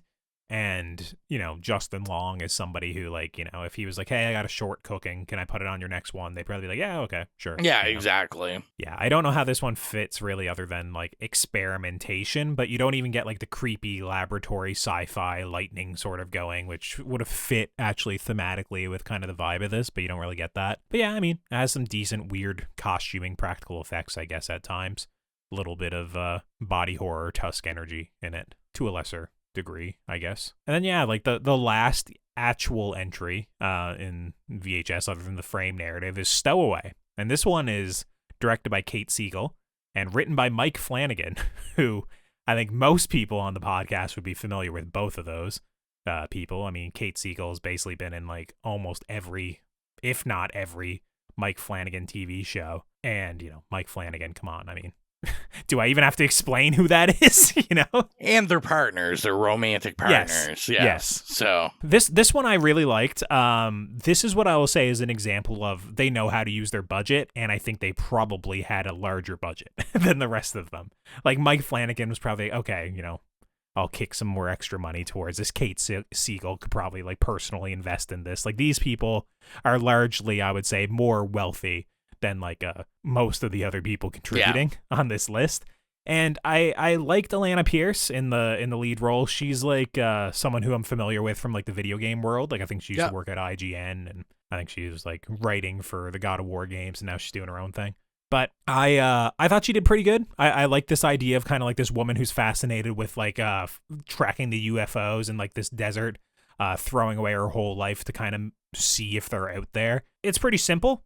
At the end of the day, it's basically her seeing lights in the sky, finding a UFO, going inside, getting trapped, and basically the nanomachines inside of the UFO kind of like mixing with her, causing her to become part of the ship, mutating her.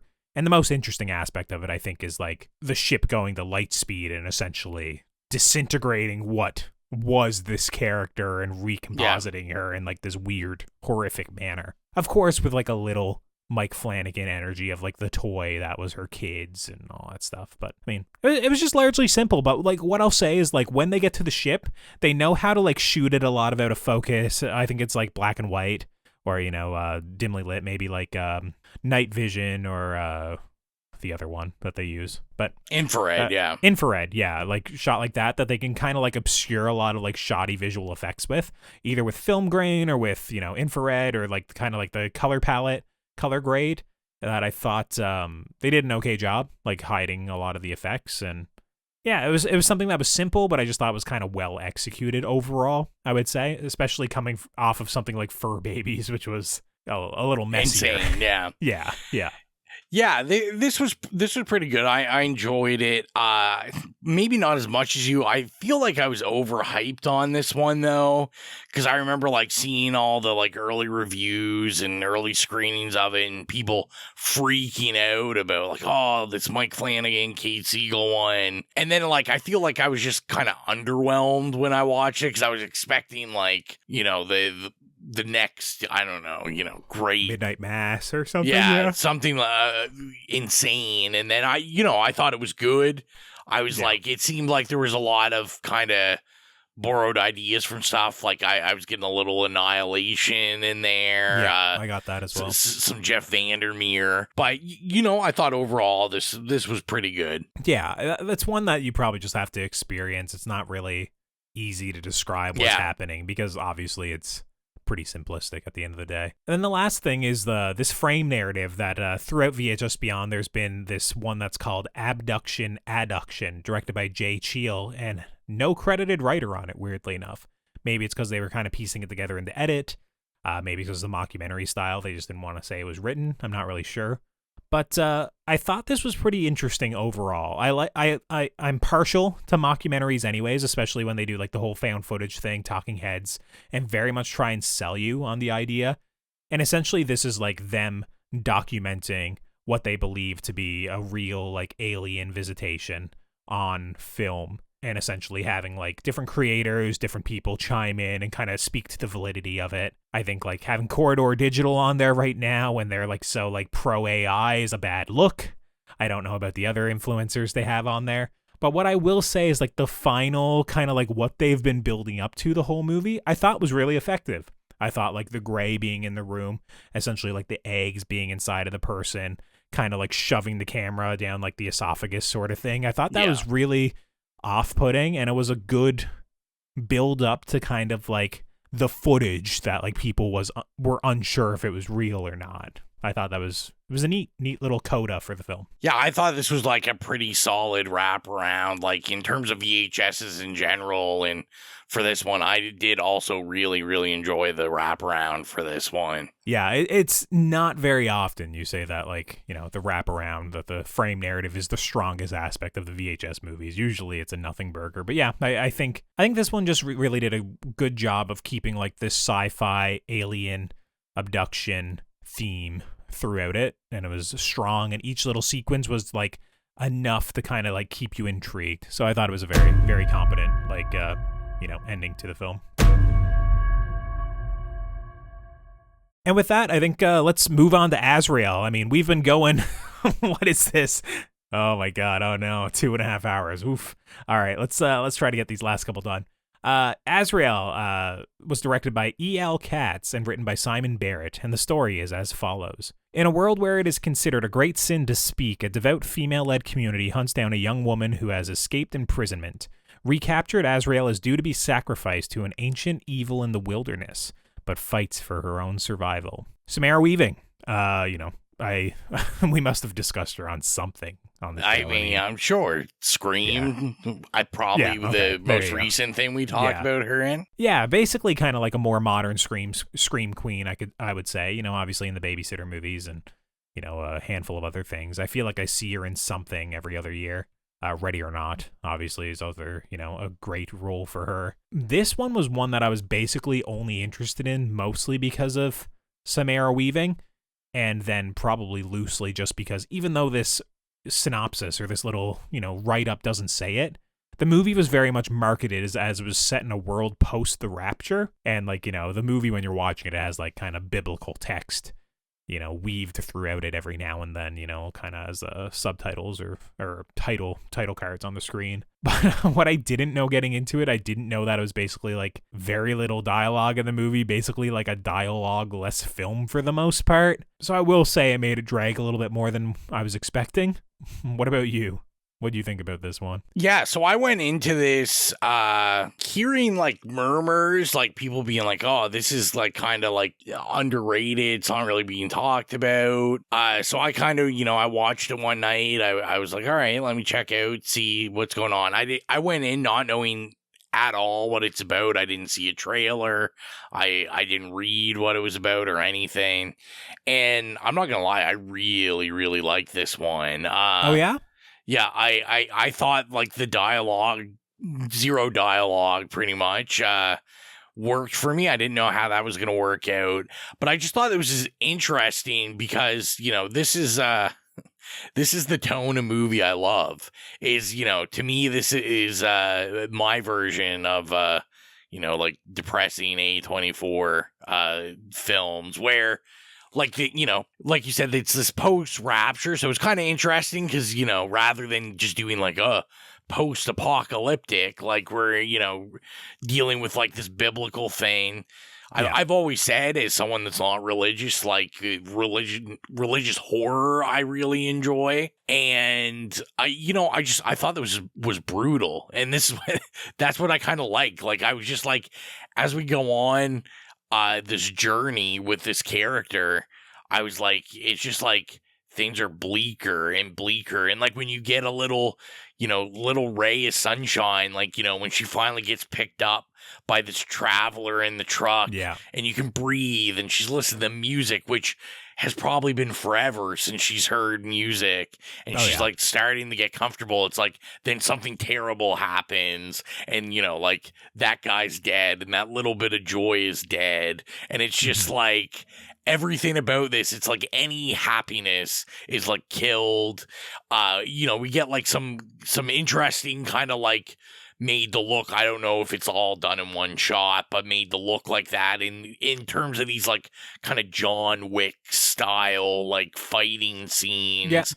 Like I said, after the truck accident in this film, there's a very long sequence of her, fighting this other person. Yeah, that's one of my favorite moments in the movie. It's this all out, drag out fight where, they're both just trying to kill the other, and it's it feels very realistic to me. About how exhausted they are and how dirty they are and how they're just, trying to get the one over on the other one. Yeah, and no punches hold back. Azrael, who is the Samara Weaving character. Yeah. Just brutally, it reminded me of Tarantino, Kill Bill or something, just not holding back of your character just having the shit kicked out of them and coming back from that. And then, to me, the ending was just glorious in this, because who doesn't love the birth of a wild Antichrist? So what I will say is I like some of the aspects of the movie. I think that, we'll get back to baby Baphomet or baby Antichrist in a second. I won't forget it. I do also think the ending is one of the strongest points of the movie. But yeah, I like the survival aspect of it, her fighting back. There was some of it that I thought worked better than others.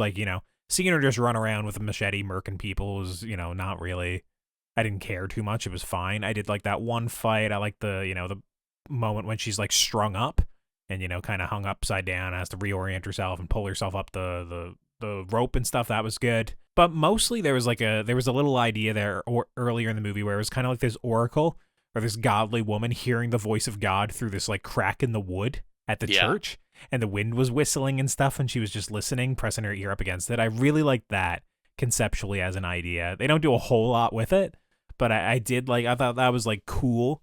Just like for this sort of world, also kind of like basically being like, you can lean into like the madness of these followers and like just, how like insane these religious folks are. And Samara Weaving, as I said, she's completely committed. It's a very physical role, covered in blood, getting beat up, all that sort of thing. There is some goofiness in it for sure. There's the sequence where she gets like caught and buried alive, and then there's a tunnel attached to where she's buried alive, and she's crawling through, and she scratched a woman's belly earlier, and a drop of blood comes down and lands on her and scares away the monsters that are trying to eat her. And I was just like, what are we doing here? This is this is like pretty strange stuff. I understand it's the blood of the Antichrist, and that's what's, pushing them away because they revere it and whatnot. I understand. It was just like very convenient that it happened to be like this burial site was also going beneath the church, and there was a gap in the floorboards that would allow the blood to drip through and land on her. That I thought was a little bit silly. But yeah, other than that, we got to talk about the ending. The ending essentially, where this religious, the leader goes into labor and essentially delivers baby Baphomet, this little like goat baby, and kills herself, I think, right away, right? Oh, yeah. Because she's so horrified by it. And Samara Weaving is just like, this is mine now. She's like, I'm the new mother. Virgin.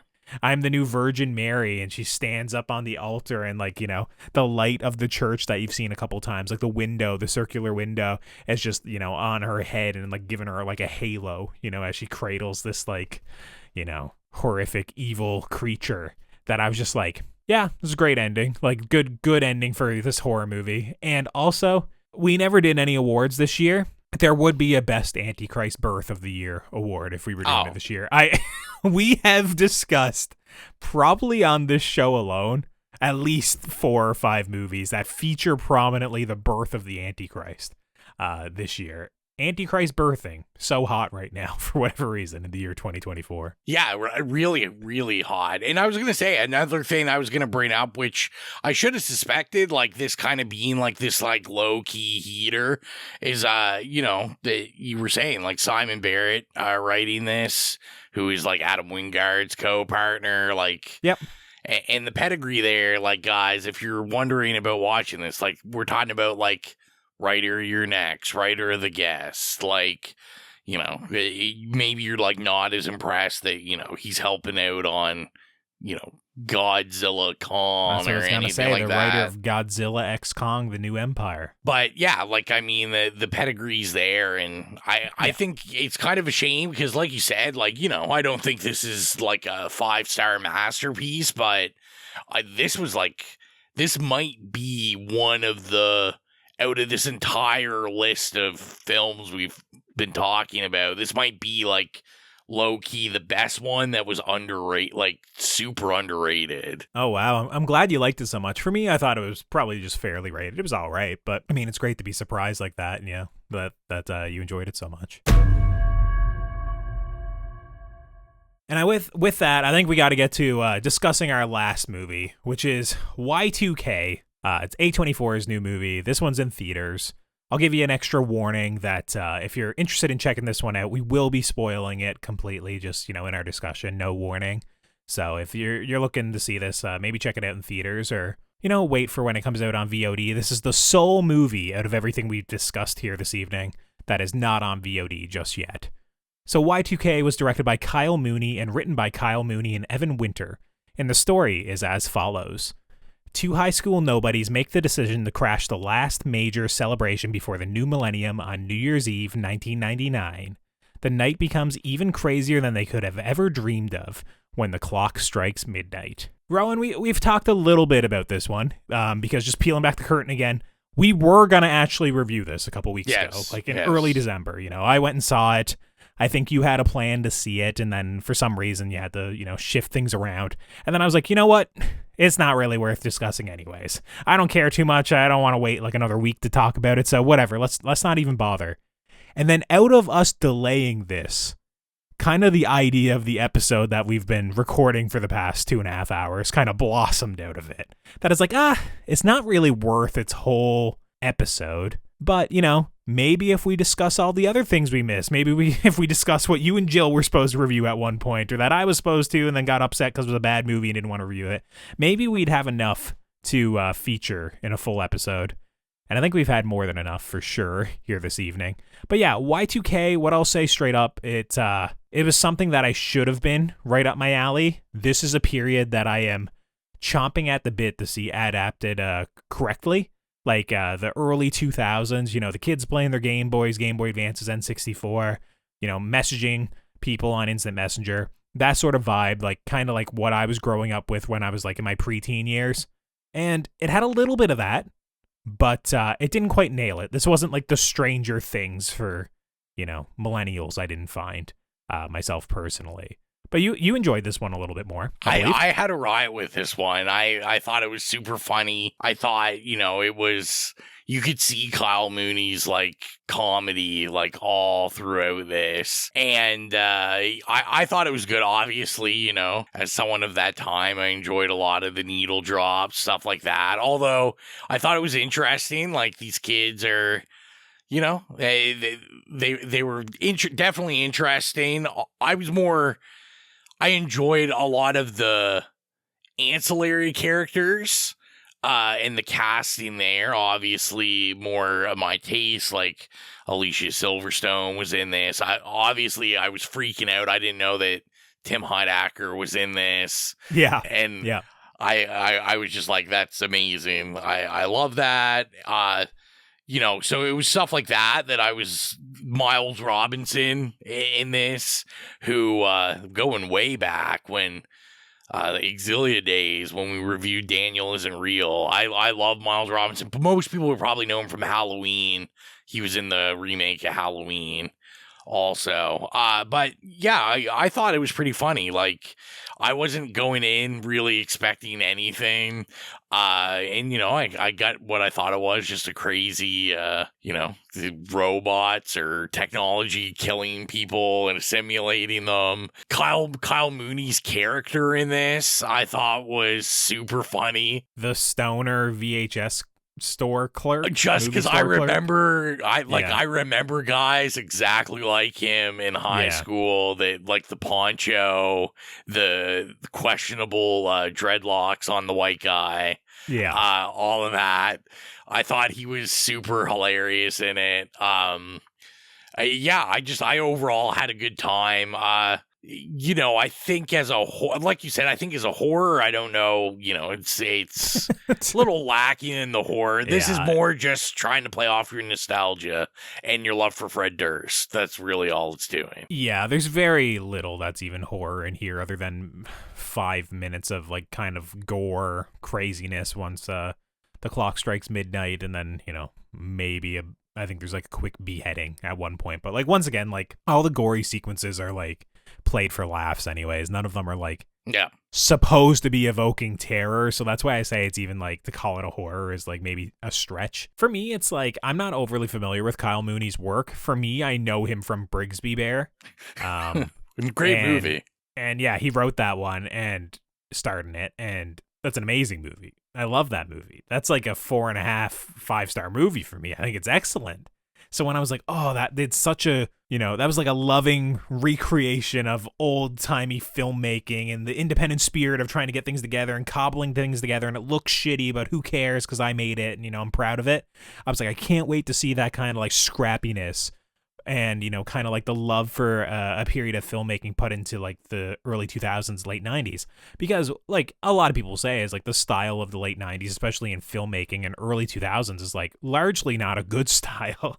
It's largely kind of trashy and gross, and it's either like lit like sitcoms or, maybe like too dark, like it's trying to be like Seven or The Matrix or something like that, which doesn't work for every film. And when I was watching this, I was like, No, they just made it look like a modern movie for the most part. And it's like, I don't know.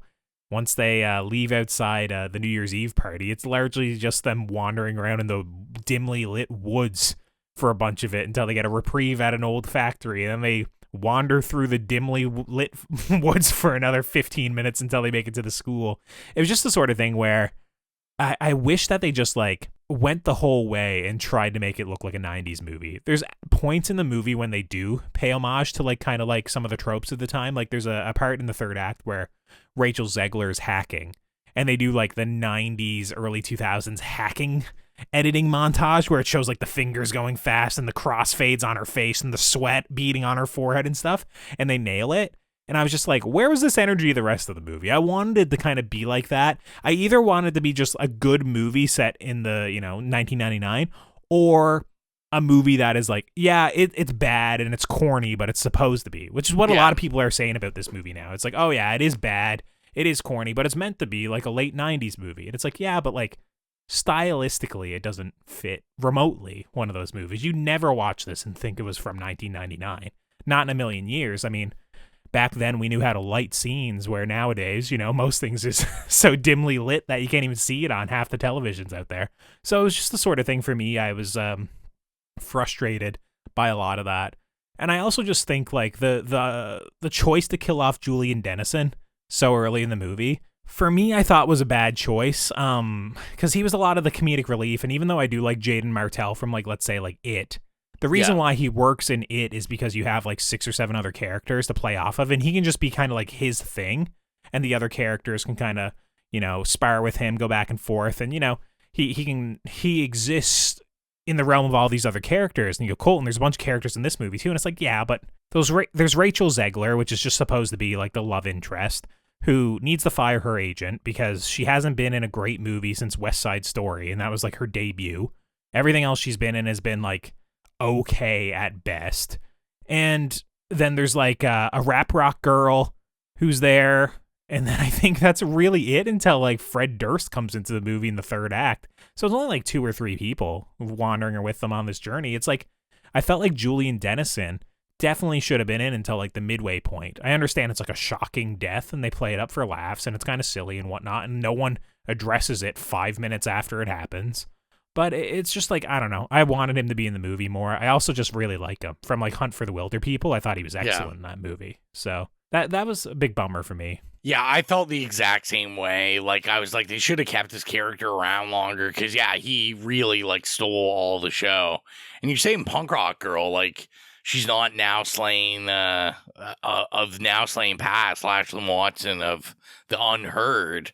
If you remember reviewing that one. Oh, really? Yeah, the another Shudder exclusive movie there. Okay.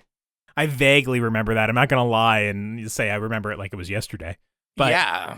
I mean she's good in this. She's fun. Probably some of the comedic beats that work a little bit better for me are actually derived from her and her kind of like relationship with Fred Durst. Like Fred Durst, he was in the marketing for this and he had his own character posters and stuff, and I kind of wish they kept it hidden and never revealed it anywhere, because he comes in the third act of this movie like a Yoda-like character, this old master who, he used to be powerful and know the way of the world, but now he's down on his luck and he doesn't even have a purpose anymore, and Rap Rock Girl just gives him her hat, the red backwards hat. And it's just like, him getting like, I don't know, Thor's hammer or, a lightsaber or something, gives him all of his power again. And I love that, like, in the third act, they're just like, Fred Durst, you got to throw a distraction. You got to make a diversion. And he's like, oh, I know how to handle a crowd. And he goes out and everyone's like, what the fuck is Fred Durst? I don't like Fred Durst. This guy sucks. And he's out there just trying to, like, perform You Gotta Have Faith with her strumming a guitar. And it's awful. I'm telling, like, this stuff, like, this shit doesn't work for me. But I did like how they were all shitting on Fred Durst and Fred Durst was game for it, Yeah, it was pretty funny. I also liked a lot of stuff with CJ. I thought the CJ character was super funny. He was like, who's CJ? He was the like deep introspective rapper guy that our like rock rap girl would argue with the entire time. I forget what was his group name. It was like something ridiculous, like Lords of the Poets or something. And okay, I don't even remember that character. he was like, he was in like the main group for most of the movie. He had the bucket hat on, and he was like a stoner guy, but he was all about like, you know, oh, you guys are posers. You don't know real hip hop. He was like the underground hip hop head, but of course he's just like a nerdy white guy. So, yeah, I felt a little seen there from my teenage years. Not necessarily me, but I knew guys like that. So, but yeah, I mean, that's basically all I got to say about this. What I'll say on a final note for this one is that I didn't like it very much. I thought it was bad. I'm not gonna lie. As an A24 guy, you see all the marketing for this. You see the A24 logo done in like the old late 90s style, the AOL style. And, you know, I'm desperately is maybe a little bit too strong of a word, but I'm looking forward to kind of like finally focusing on the 90s or early 2000s nostalgia and just seeing it mined in a certain different, you know, some adaptations. You know, I thought Dee as a coming of age drama this year did a pretty good job with it, but I'd like to see it even a little bit more for my like own taste of like video games and, you know, dial-up internet and stuff. So what I'll say is Y2K, this movie kind of broke my heart. I will say The Brigsby Bear is an excellent movie, and I'll just hold on to that one and forget that this even exists. I'm good. I don't need to watch Y2K anymore. Like I said, I enjoyed it, and I'd recommend it, I guess. I thought it was a fun watch, so yeah, I don't know. I'm opposite of Colton, but we both agree Brigsby Bear is just amazing. Well, yeah, I was going to say, it was almost a perfect episode. I think we agreed on basically everything, for the most part, other than, you know, you liked Azrael a little bit more than me, and I guess liked Y2K a lot more than me. So, I don't know. We almost came together. It was almost a great way to end off the year, but I guess not. You had to ruin it. And with that, if you're not following us on our socials already, I don't know why you wouldn't be. I don't know why you'd sit around and listen to an almost 3-hour podcast and not even know who we are. You can do so at It Slays Podcast. We're on Instagram, Facebook, Twitter, Slasher, Letterboxd, Threads, Bluesky. If there's a social media, we're probably there at It Slays Podcast. And if you want to help support the show financially, like our horror hounds Holly, Nicholas, Patrick, Mark, Steven, Joy, Dan, Brian, Trevor, and James, gain access to the Patreon exclusive show Stream Screams and get episode of the main show 48 hours early. Be sure to head on over to patreon.com/itslayspodcast and choose whatever tier works best for you. Rowan, I'll say we did a pretty poor job discussing the music and the score in movies, but, you know, it's hard to remember, you know, the wonderful score for Winnie the Pooh, Blood and Honey 2 when it's been 7 months since I've seen it. So take it away. Is, you know, anything gonna make the playlist? You know, go ahead and do I have to upload Faith by Limp Bizkit? You gotta have faith. Yeah, make sure to upload that.